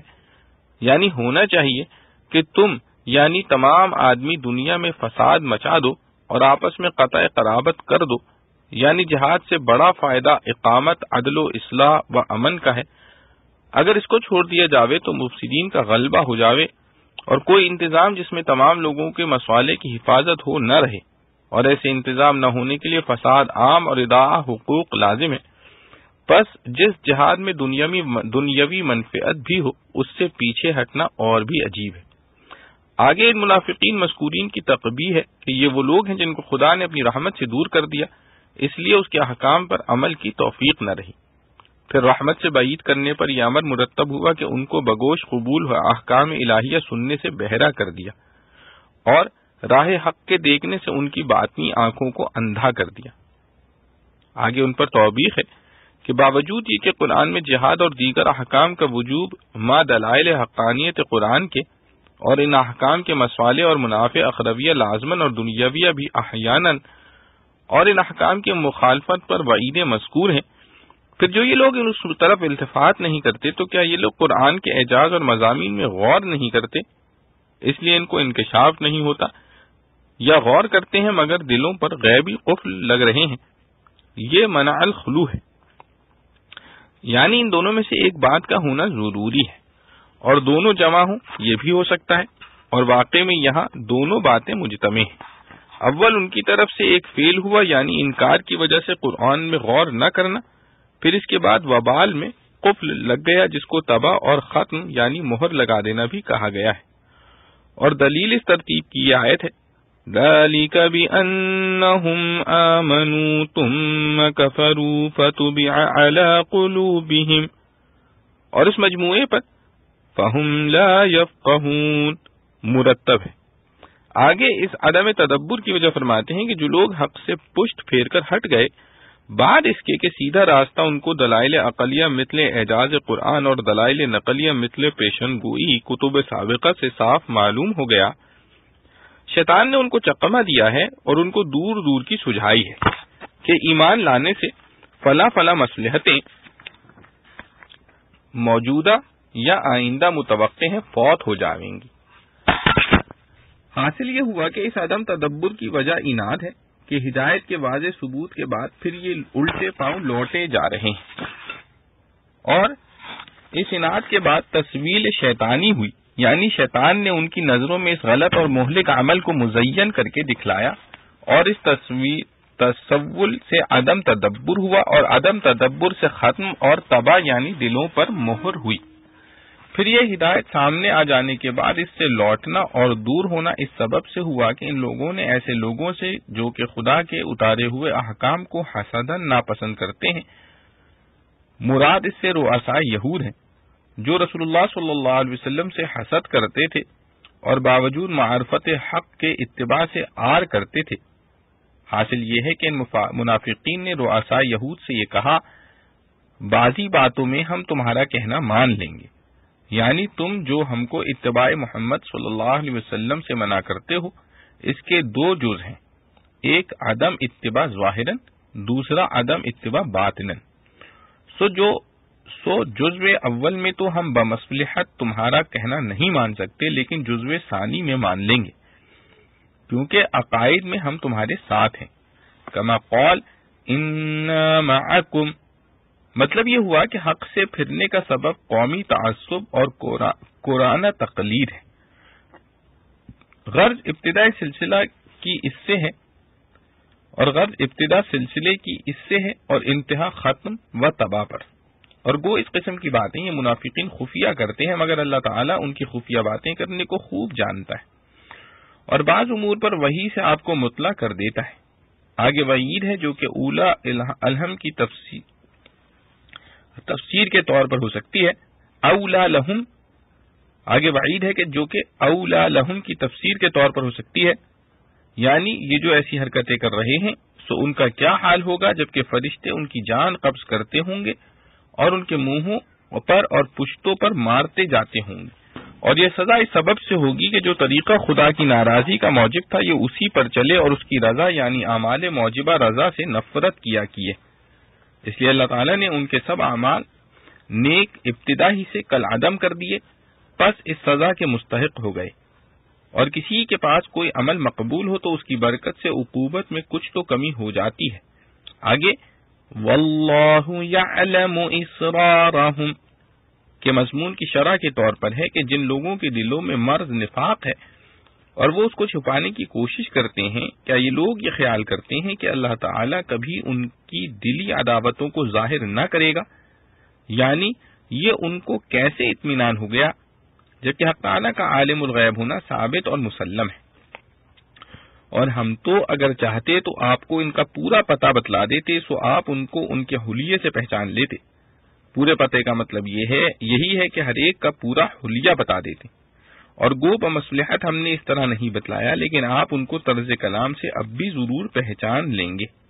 کیونکہ ان کا کلام صدق پر مبنی نہیں،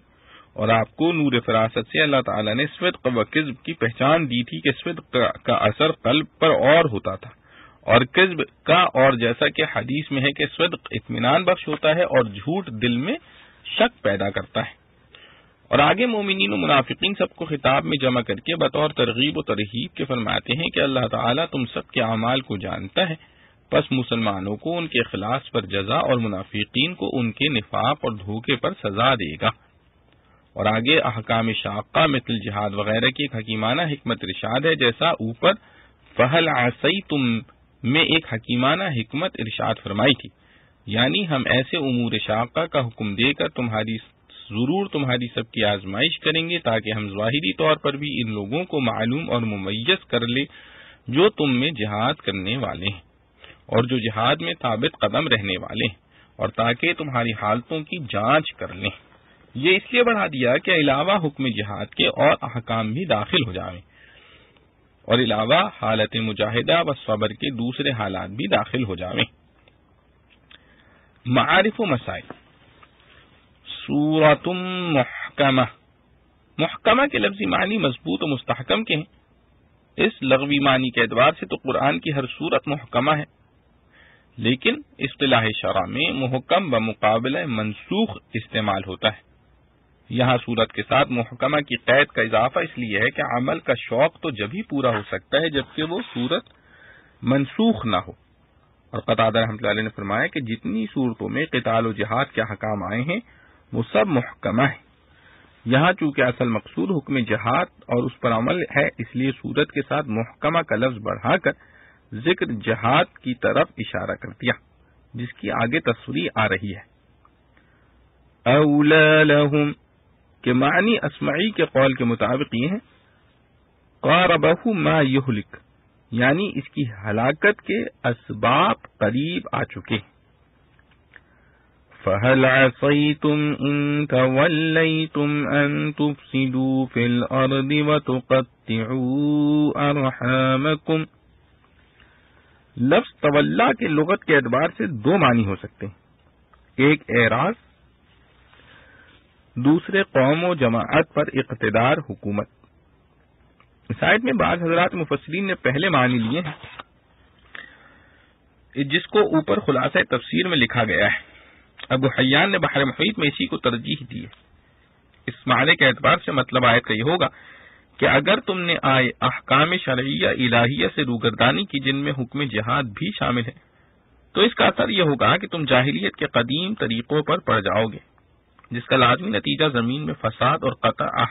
ارحام ہے، جس کا لازمی نتیجہ زمین میں فساد اور قطع ارحام ہے،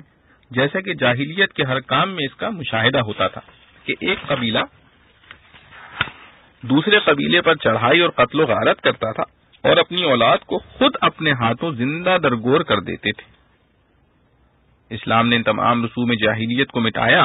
اور اس کو مٹانے کے لیے حکم جہاد جاری فرمایا، جو کہ اگرچہ ظاہر میں خون ریزی ہے مگر در حقیقت اس کا حاصل سڑے ہوئے عضو کو جسم سے الگ کر دینا ہے تاکہ باقی جسم سالم رہے۔ جہاد کے ذریعے عدل و انصاف اور قرابتوں اور رشتوں کا احترام قائم ہوتا ہے،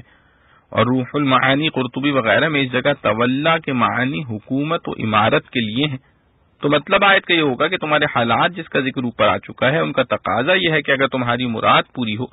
یعنی اسی حالت میں تمہیں ملک و قوم کی ولایت اور اقتدار حاصل ہو جائے، تو نتیجہ اس کے سوا نہیں ہوگا کہ تم زمین میں فساد پھیلاؤ گے اور رشتوں اور قرابتوں کو توڑ ڈالو گے۔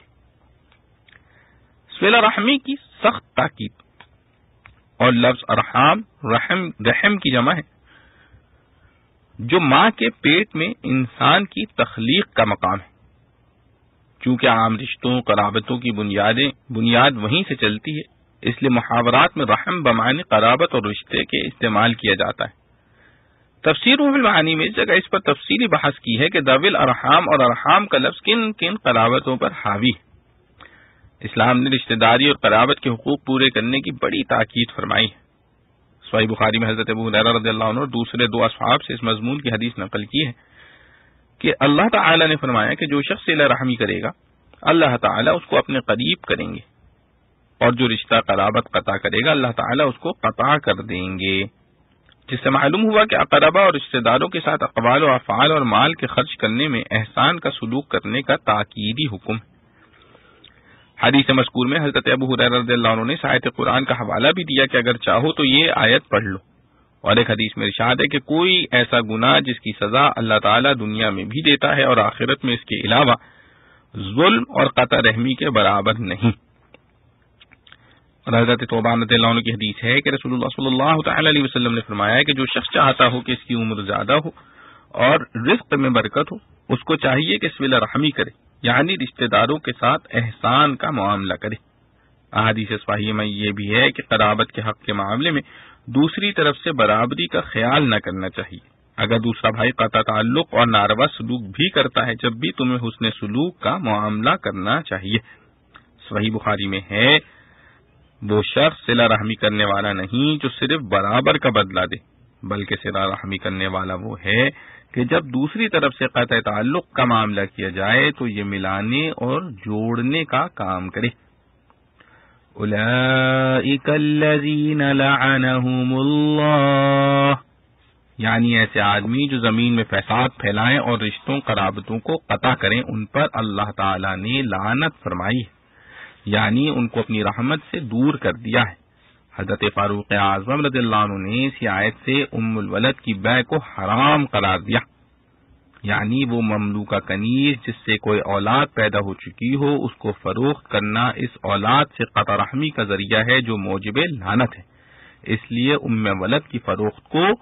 حرام قرار دیا۔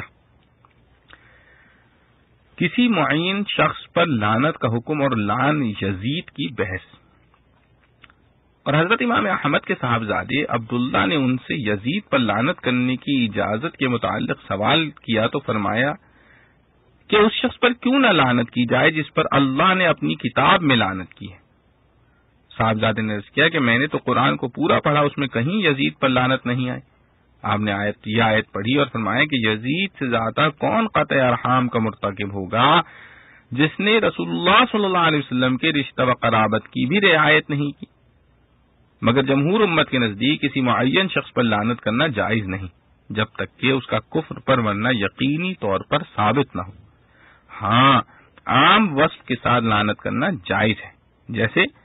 لعنت اللہ علی الکاذبین، لعنت اللہ علی المفسدین ولعنت اللہ علی قاطع الرحم وغیرہ۔ روح المعانی میں اس جگہ اس مسئلے پر مفصل بحث کی ہے۔ ام علی قلوب اقفالها، دل پر قفل لگ جانے کے وہی معنی ہیں جس کو دوسری آیتوں میں ختم اور تباہ یعنی مہر لگ جانے سے تعبیر کیا گیا، اور مراد اس سے دل کا سخت اور ایسا بے حس ہو جانا ہے کہ اچھے کو برا اور برے کو اچھا سمجھنے لگے۔ بے پرواہی کے ساتھ مسلسل گناہوں میں لگے رہنا عموماً اس کا سبب ہوتا ہے، نعوذ باللہ من۔ الشیطان سول لهم واملا لهم، اس میں شیطان کی طرف دو کاموں کی نسبت کی گئی، ایک تصویل جس کے معنی تزیین کے ہیں کہ بری چیز یا برے عمل کو کسی کی نظروں میں اچھا اور مزین کر دے، دوسرے املا جس کے معنی امہال اور مہلت دینے کے ہیں۔ مراد یہ ہے کہ شیطان نے اول تو ان کے برے اعمال کو ان کی نظروں میں اچھا اور مزین کر کے دکھلایا، پھر ان کو ایسی طویل آرزوؤں اور امیدوں میں الجھا دیا جو پوری ہونے والی نہیں۔ ام حسب الذین فی قلوبہم مرض ان لن یخرج اللہ ادغانہم، ادغان جمع دغن کی ہے جس کے معنی مخفی عداوت اور حسد و کینہ کی۔ منافقین جو اسلام کا دعویٰ اور ظاہر میں رسول اللہ صلی اللہ علیہ وسلم کے محبت کا اظہار اور باطن میں عداوت و کینہ رکھتے تھے، ان کے بارے میں نازل ہوا کہ یہ لوگ اللہ رب العالمین کو عالم الغیب جانتے ہوئے اس بات سے کیوں بے فکر ہیں کہ اللہ تعالیٰ ان کے باطنی راز اور مخفی عداوت کو لوگوں پر ظاہر کر دیں۔ ابن کثیر علیہ رحمہ نے فرمایا کہ اللہ تعالیٰ نے سورہ برات میں ان کے ایسے اعمال و افعال اور حرکتوں کا پتہ دے دیا جن سے منافقین کے نفاق کا پتہ چل جائے اور وہ پہچانے جائیں۔ اسی لیے سورہ برات کو فاضحہ بھی کہا جاتا ہے، یعنی رسوا کرنے والی، کیونکہ اس نے منافقین کی خاص خاص علامتیں ظاہر کر دی ہیں۔ وَلَوْ نَشَاءُ لَأَرَيْنَاكَهُمْ فَلَعَرَفْتَهُمْ بِسِيمَاهُمْ، یعنی اگر ہم چاہیں تو آپ کو بالتعیین منافقین کو دکھلا دیں اور ان کا ایسا حلیہ بتلا دیں جس سے آپ ہر ایک منافق کو شخصی طور پر پہچان لیں۔ قرآن نے اس مضمون کو بحرف لو بیان کیا ہے جس کا استعمال ایسی شرط کے لیے ہوتا ہے جس کا وقوع نہ ہوا ہو، اس لیے معنی آیت کے ہوتے ہیں کہ اگر ہم چاہتے تو ہر منافق کو آپ کو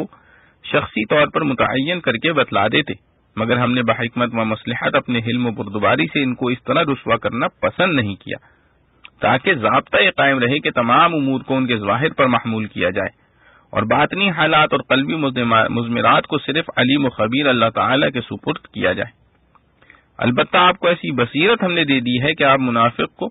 خود انہی کے کلام سے پہچان لیں۔ وَلَتَعْرِفَنَّهُمْ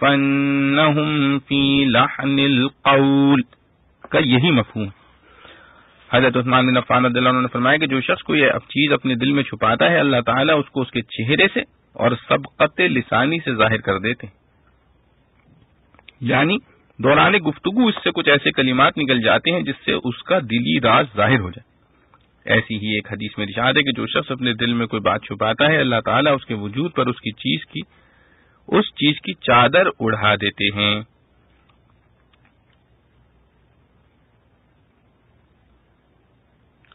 اگر وہ کوئی چیز اچھی بھلی ہے تو وہ ظاہر ہو کر رہتی ہے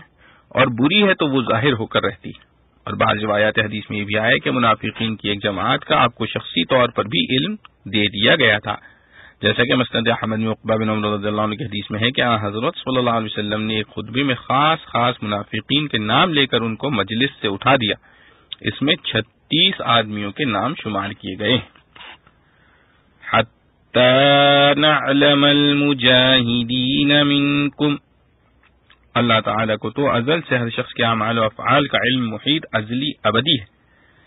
یہاں علم سے مراد ظہور و وقوع ہے، یعنی جو چیز اللہ تعالیٰ کے علم میں پہلے سے تھی اس کا وقوع و ظہور ہو کر واقعاتی علم ہو جائے۔ ان الذين كفروا وصدوا عن سبيل الله وشاقوا الرسول من بعد ما تبين لهم الهدى لن يضروا الله شيئا وسيحبط أعمالهم يا أيها الذين آمنوا أطيعوا الله وأطيعوا الرسول ولا تبطلوا أعمالكم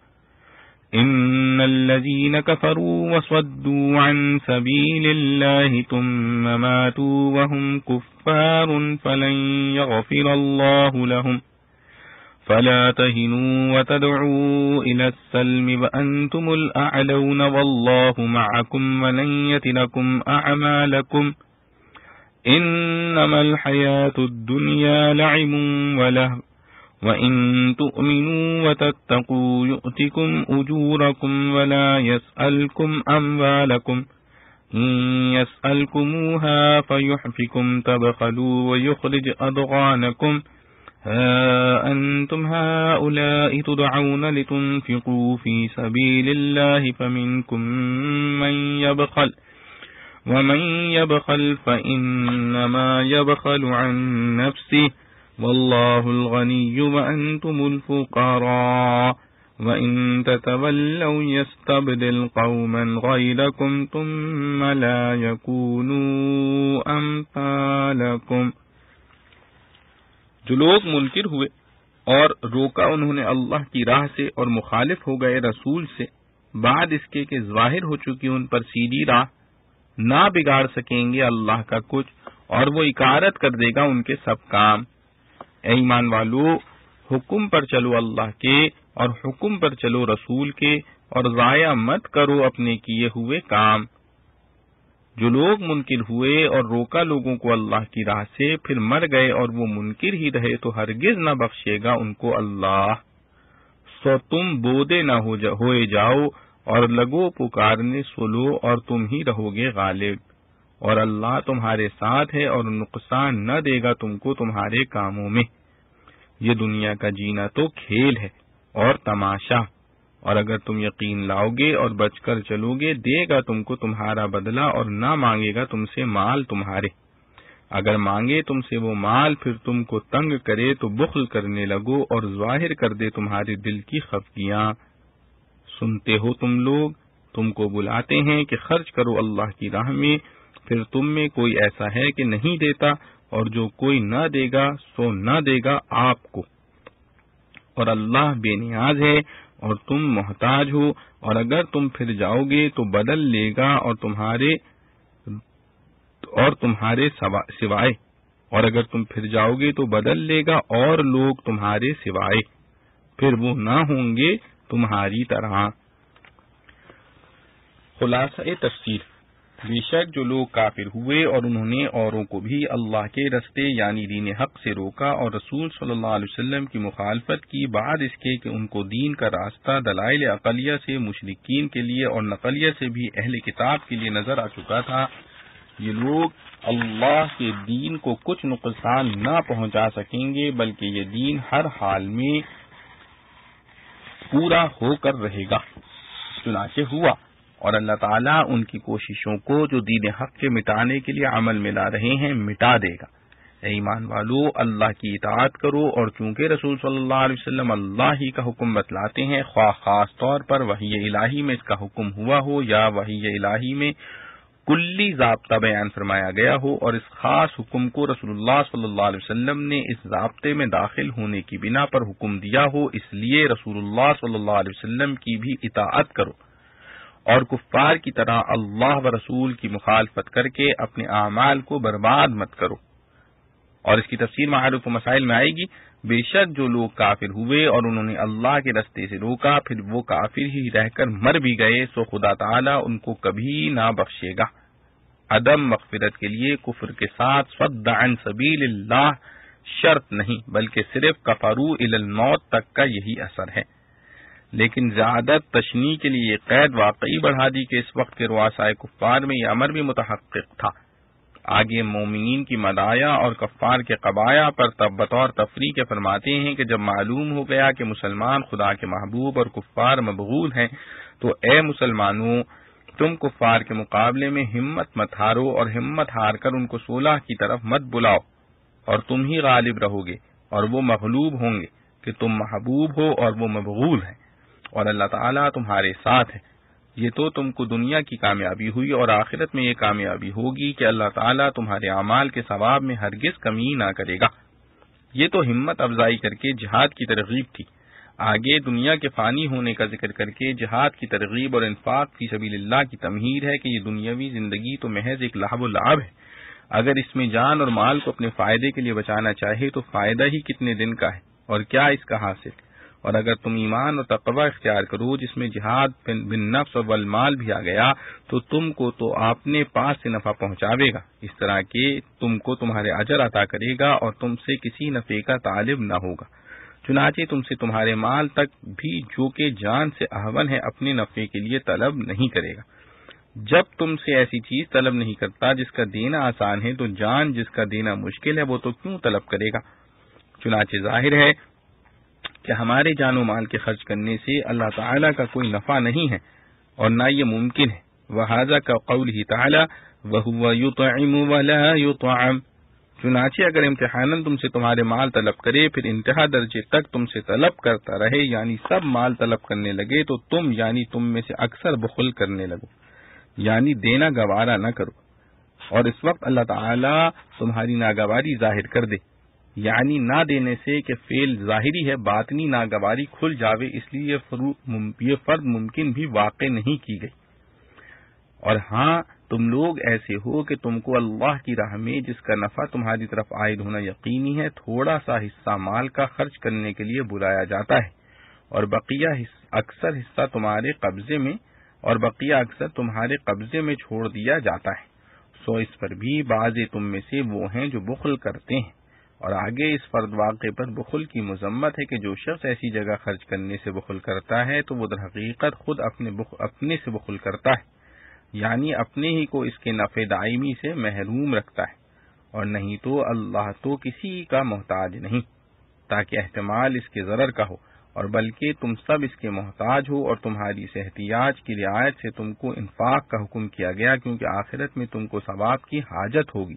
اور طریق اس کا یہی اعمال ہے۔ اور اگر تم ہمارے احکام سے روگردانی کرو گے تو خدا تعالیٰ تمہاری جگہ دوسری قوم پیدا کر دے گا، اور پھر وہ تم جیسے روگردانی کرنے والے نہ ہوں گے بلکہ نہایت فرمانبردار ہوں گے۔ یہ کام ان سے لیا جاوے گا اور اس طرح وہ حکمت پوری ہو جاوے گی۔ معارف و مسائل۔ ان الذين كفروا وصدوا عن سبيل الله، یہ آیت بھی منافقین اور یہود بنی قریظہ و بنی نذیر کے متعلق نازل ہوئی ہے، اور حضرت ابن عباس رضی اللہ عنہ نے فرمایا ہے کہ یہ ان منافقین کے متعلق ہے جنہوں نے غزوہ بدر کے موقع پر کفار قریش کی امداد اس طرح کی کہ ان میں سے 12 آدمیوں نے ان کے پورے لشکر کا کھانا اپنے ذمے لے لیا تھا۔ ہر روز ان میں سے ایک آدمی لشکر کفار کے کھانے کا انتظام کرتا تھا۔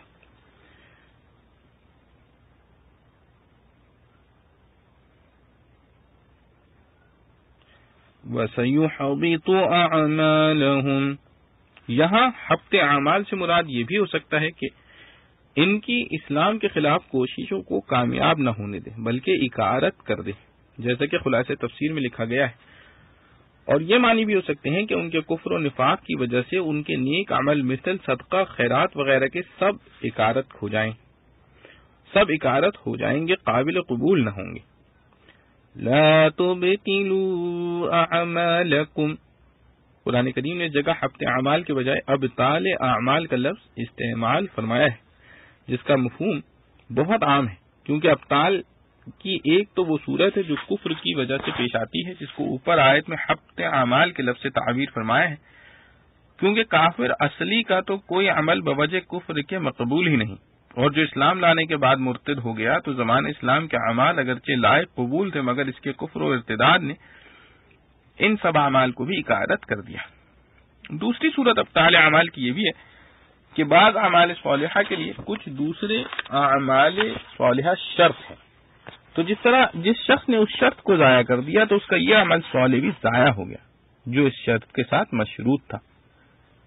مثلا ہر عمل صالح کے قبول ہونے کی شرط یہ ہے کہ وہ خالص اللہ کے لیے ہو، ریا و سمعہ اس میں نہ ہو، یعنی محض لوگوں کے دکھانے یا سنانے کے لیے عمل نہ کیا۔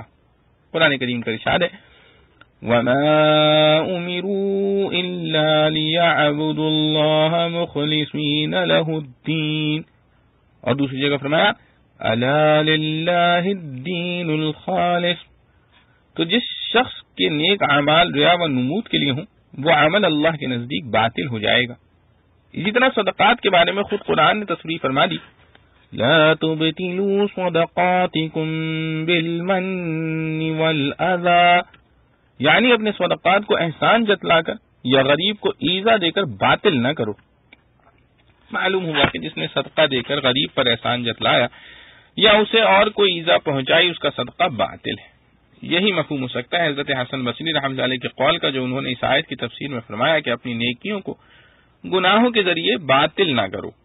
جیسے کہ ابن جریج کا قول ہے یعنی بالریا والسمع، اور مقاتل وغیرہ نے فرمایا بالمن، کیونکہ بے اتفاق اہل سنت والجماعت کفر و شرک کے علاوہ کوئی گناہ اگرچہ کبیرہ ہو ایسا نہیں جو مومن کے تمام اعمال صالحہ کو حبط اور باطل کر دے۔ کسی شخص نے چوری کر لی اور وہ نماز روزہ کا پابند ہے تو شرعاً اس کو یہ نہیں کہا جائے گا کہ تیری نماز اور روزہ بھی باطل ہو گئے، اس کی قضا کر۔ اس لیے ابطال اعمال بالمعاصی سے مراد وہی معاصی ہوں گے جن کے نہ کرنے پر عمل کی مقبولیت کا مدار ہے، جیسے ریا و نمود کا ان کا نہ ہونا ہر عمل صالح کی مقبولیت کی شرط ہے۔ اور یہ بھی ممکن ہے کہ حضرت حسن بصری رحمۃ اللہ علیہ کے قول میں ابطال اعمال سے مراد اعمال صالحہ کی برکات سے محرومی ہو، نفس سے عمل کا ضائع ہو جانا مراد نہ ہو، تو یہ تمام معاصی کے لیے شرط ہے۔ جس شخص کے اعمال میں معاصی کا غلبہ ہو تو اس کے تھوڑے سے نیک اعمال میں بھی وہ برکت نہیں ہوتی کہ عذاب سے بچا لے، بلکہ وہ اپنے اعمال کی سزا قاعدے کے مطابق بھگتے گا، مگر بالآخر اپنے ایمان کی برکت سے سزا بھگتنے کے بعد انجام کار نجات پائے گا۔ مسئلہ تیسری صورت ابطال عمل کی یہ بھی ہے کہ کوئی نیک عمل کر کے اس کو قصداً فاسد کر دے، مثلا نفل نماز یا روزہ شروع کرے پھر بغیر کسی عذر کے اس کو قصداً فاسد کر دے، یہ بھی اس آیت کے ذریعے ناجائز قرار پایا۔ امام اعظم ابو حنیفہ رحمۃ اللہ علیہ کا یہی مذہب ہے کہ جو اعمال صالحہ ابتداءً فرض یا واجب نہیں تھے مگر کسی نے ان کو شروع کر دیا تو اب ان کی تکمیل اس آیت کی روح سے واجب ہو گئی تاکہ ابطال عمل کا مرتکب نہ۔ اگر کسی نے ایسا عمل شروع کر کے بلا عذر کے چھوڑ دیا یا قصداً فاسد کر دیا تو وہ گناہگار بھی ہوا اور اس کے ذمہ قضا بھی لازم ہے۔ امام شافعی رحمۃ اللہ علیہ کے نزدیک نہ تو قضا لازم ہے اور نہ اس کے فاسد کرنے کا گناہگار ہوگا، کیونکہ جب ابتداءً یہ عمل فرض یا واجب نہیں تھا تو بعد میں بھی فرض و واجب نہیں، جس کے ترک یا افساد سے گناہ لازم ہے۔ مگر حنفیہ کے نزدیک آیت مذکورہ کے الفاظ عام ہیں، ہر عمل صالح کو شامل ہیں، خواہ پہلے فرض و واجب ہو یا نفلی طور پر کرنا شروع کر دیا ہو تو شروع کرنے سے وہ نفلی عمل بھی واجب ہو گیا۔ تفسیر مدنی میں اس جگہ احادیث کثیرہ سے اس بحث کو مفصل لکھا گیا ہے۔ ان الذين كفروا وصدوا عن سبيل الله ثم ماتوا وهم كفار، انہی الفاظ کے ساتھ ایک حکم ابھی پہلے آیا ہے، مگر مکرر ذکر یا تو اس لیے کہ پہلی آیت میں کفار کے خسارہ دنیاوی کا بیان ہوا ہے اور اس آیت میں ان کا اخروی نقصان بتلانا منظور ہے، جیسا کہ خلاصہ تفسیر میں نقل کیا گیا ہے۔ اور یہ بھی ہو سکتا ہے کہ پہلی آیت میں تو عام کفار کا ذکر تھا جن میں وہ لوگ بھی شامل تھے جو بعد میں مسلمان ہو گئے، ان کا حکم تو یہ آیا کہ جو اعمال صالحہ انہوں نے بحالت کفر کیے تھے وہ سب اکارت گئے، اسلام لانے کے بعد بھی ان کا ثواب نہیں ملے گا۔ اور اس آیت میں ایسے کفار کا خاص ذکر ہے جو مرتے دم تک کفر و شرک ہی پر جمے رہے، کہ ان کا حکم یہ ہے کہ آخرت میں ان کی ہرگز مغفرت نہیں ہوگی۔ واللہ اعلم۔ فلا تهنوا وتدعوا الى السلم، اس آیت میں کفار کو صلح کی دعوت دینے کی ممانعت کی گئی ہے، اور قرآن کریم میں دوسری جگہ ارشاد ہے وَإِن جَنَحُوا لِلسَّلْمِ فَاجْنَحْ لَهَا، یعنی اگر کفار صلح کی طرف مائل ہوں تو آپ بھی مائل ہو جائیے، جس سے صلح کی اجازت معلوم ہوتی ہے۔ اس لیے بعض حضرات نے فرمایا کہ اجازت والی آیت اس شرط کے ساتھ ہے کہ کفار کی طرف سے صلح جوئی کی ابتدا ہو، اور اس آیت میں جس کو منع کیا گیا ہے وہ یہ ہے کہ مسلمانوں کی طرف سے صلح کی درخواست کی جائے۔ اس لیے دونوں آیتوں میں کوئی تعارض نہیں، مگر صحیح یہ ہے کہ مسلمانوں کے لیے ابتداءً صلح کر لینا بھی جائز ہے، جبکہ مصلحت مسلمانوں کی اس میں دیکھی جائے، محض بزدلی اور عیش کوشی اس کا سبب نہ ہو۔ اور اس آیت نے شروع میں فَلَا تَهِنُوا کہہ کر اس طرف اشارہ کر دیا کہ ممنوع وہ صلح ہے جس کا منشا بزدلی اور اللہ کی راہ میں جہاد کرنے سے فرار ہو۔ اس لیے اس میں بھی کوئی تعارض نہیں کہ وَإِن جَنَحُوا لِلسَّلْمِ کی آیت کے حکم کو اس صورت کے ساتھ مقید کیا جائے جس میں صلح جوئی کا سبب وہن اور سستی بزدلی نہ ہو، بلکہ خود مسلمانوں کی مصلحت کا تقاضا۔ واللہ اعلم۔ وَلَن يَتِرَكُمْ أَعْمَالَكُمْ یعنی اللہ تعالیٰ تمہارے اعمال کی جزا میں کوئی کمی نہیں کرے گا۔ اشارہ اس طرف ہے کہ دنیا میں کوئی تکلیف بھی پہنچ گئی تو اس کا اجر عظیم آخرت میں ملنے والا ہے، اس لیے مومن تکلیف کی حالت میں بھی ناکام نہیں۔ انما الحیات الدنیا چونکہ جہاد سے روکنے والی چیز انسان کے لیے دنیا کی محبت ہی ہو سکتی ہے، جس میں اپنی جان کی محبت، اہل و عیال کی محبت، مال و دولت کی محبت سب داخل ہیں۔ اس آیت میں یہ بتلا دیا گیا ہے کہ یہ سب چیزیں بہرحال ختم اور فنا ہونے والی ہیں۔ اس وقت ان کو بچا بھی لیا تو پھر کیا، دوسرے وقت یہ چیزیں ہاتھ سے نکلیں گی، اس لیے ان فانی اور ناپائیدار چیزوں کی محبت کو آخرت کی دائمی پائیدار نعمتوں کی محبت پر غالب نہ آنے دو۔ وَلَا يَسْأَلْكُمْ أَمْوَالَكُمْ اس آیت کا ظاہری مفہوم یہ ہے کہ اللہ تعالیٰ تم سے تمہارے مال طلب نہیں کرتا، مگر پورے قرآن میں زکوٰۃ و صدقات کے احکام اور اللہ کی راہ میں مال خرچ کرنے کے بے شمار مواقع آئے، اور خود اس کے بعد ہی دوسری آیت میں انفاق فی سبیل اللہ کی تاکید آ رہی ہے۔ اس لیے بظاہر ان دونوں میں تعارض معلوم ہوتا ہے، اس لیے بعض حضرات نے لا یسألکم کا یہ مفہوم قرار دیا ہے کہ اللہ تعالیٰ تمہارے اموال تم سے کسی اپنے نفع کے لیے نہیں مانگتا بلکہ تمہارے ہی فائدے کے لیے مانگتا ہے، جس کا ذکر اسی آیت میں بھی یؤتیکم اجورکم کے الفاظ سے کر دیا گیا ہے کہ تم سے جو کچھ اللہ کی راہ میں خرچ کرنے کے لیے کہا گیا وہ اس لیے ہے کہ آخرت میں جہاں تمہیں سب سے زیادہ ضرورت نیکیوں کی ہوگی اس وقت یہ خرچ کرنا تمہارے کام آئے، وہاں تمہیں اس کا اجر ملے۔ مذکور صدر خلاصہ تفسیر میں اسی مفہوم کو اختیار کیا گیا ہے۔ اس کی نظیر یہ آیت ما اريد منهم من رزق ہے، یعنی اللہ تعالیٰ فرماتے ہیں کہ ہم تم سے اپنے لیے کوئی رزق نہیں لیتے، نہ اس کی ہمیں حاجت ہے۔ اور بعض حضرات نے اس آیت کا مفہوم یہ قرار دیا ہے کہ لا يسألكم سے مراد پورا مال طلب کر لینا ہے۔ اس کا قرینہ اگلی آیت ہے جس میں فرمایا ہے ان يسألكموها فيحفكم کیونکہ یحفی احفا سے مشتق ہے جس کے معنی مبالغے اور کسی کام میں آخر تک پہنچ جانے کے ہیں۔ اس دوسری آیت کا مفہوم سب کے نزدیک یہ ہے کہ اگر اللہ تعالیٰ تو تم سے تمہارے اموال پورے طلب کرتا تو تم بخل کرنے لگتے اور اس حکم کی تعمیل تمہیں ناگوار ہوتی، یہاں تک کہ ادائیگی کے وقت تمہاری یہ ناگواری ظاہر ہو جاتی۔ خلاصہ یہ ہے کہ پہلی آیت میں لا یسألکم سے مراد یہی ہے جو دوسری آیت میں فیحفکم کی قید کے ساتھ آیا ہے۔ تو مطلب ان دونوں آیتوں کا یہ ہوا کہ اللہ تعالیٰ نے جو کچھ مالی فرائض، زکوٰۃ وغیرہ تم پر عائد کیے ہیں، اول تو وہ خود تمہارے ہی فائدے کے لیے ہیں، اللہ تعالیٰ کا کوئی اپنا فائدہ نہیں۔ دوسرے پھر ان فرائض میں اللہ تعالیٰ نے اپنی رحمت سے تمہارے مال کا اتنا تھوڑا سا جز فرض کیا ہے جو کسی طرح بار خاطر نہ ہونا چاہیے۔ زکوٰۃ میں 40واں حصہ، زمین کی پیداوار میں 10واں یا 20واں حصہ، 100 بکریوں میں سے 1 بکری۔ تو معلوم ہوا کہ اللہ تعالیٰ نے تمہارے پورے اموال تو طلب نہیں کیے جن کا دینا ناگوار اور بار خاطر طبعاً ہوتا، بلکہ اس کا قدر قلیل طلب فرمایا ہے، اس لیے تمہارا فرض ہے کہ اس کو خوش دلی کے ساتھ ادا کیا کرو۔ اور دوسری آیت میں جو ارشاد ہے یخرج اضغانکم، اس میں ادغان جمع دغن کی ہے جس کے معنی مخفی کینے اور مخفی کراہت کے ہیں۔ اس جگہ بھی مخفی کراہت و ناگواری مراد ہے، یعنی طبعی طور پر انسان کو اپنا پورا مال بخشش کر دینا ناگوار ہوتا ہے، جس کو وہ ظاہر بھی نہ کرنا چاہے تو ادائیگی کے وقت ٹال مٹول وغیرہ سے یہ ناگواری کھل ہی جاتی۔ تو حاصل ارشاد کا یہ ہے کہ اگر اللہ تعالیٰ تم سے پورے اموال کا مطالبہ کر لیتا تو تم بخل کرنے لگتے، اور بخل کرنے کی وجہ سے جو ناگواری اور کراہت تمہارے دلوں میں ہوتی وہ لامحالہ ظاہر ہو جاتی، اس لیے اس نے تمہارے اموال میں سے ایک حقیر اور قلیل حصہ تم پر فرض کیا ہے، تم اس میں بھی بخل کرنے لگے۔ اسی کا بیان آخری آیت میں اس طرح فرمایا ہے کہ تدعون لتنفقوا في سبيل الله فمنكم من يبخل، یعنی تم کو تمہارے اعمال کا کچھ حصہ فی سبیل اللہ خرچ کرنے کی طرف دعوت دی جاتی ہے تو تم میں سے بعض اس میں بھی بخل کرنے لگتے ہیں۔ کے بعد فرمایا کہ وَمَن يَبْخَلْ فَإِنَّمَا يَبْخَلُ عَن نَفْسِهِ، یعنی جو شخص اس میں بھی بخل کرتا ہے وہ کچھ اللہ کا نقصان نہیں کرتا بلکہ خود اپنی جان کا نقصان اس بخل کے ذریعے کرتا ہے کہ آخرت کے ثواب سے محرومی اور ترک فرض کا وبال ہے۔ پھر اسی بات کو زیادہ وضاحت سے فرما دیا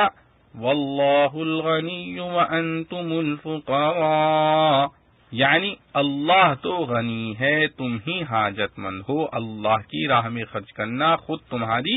حاجت کا پورا کرنا ہے۔ اللہ تو غنی ہے تم ہی حاجت مند ہو، اللہ کی راہ میں خرچ کرنا خود تمہاری حاجت کا پورا کرنا ہے۔ وَإِن تَتَوَلَّوْا يَسْتَبْدِلْ قَوْمًا غَيْرَكُمْ ثُمَّ لَا يَكُونُوا أَمْثَالَكُمْ۔ اس آیت میں حق تعالیٰ کے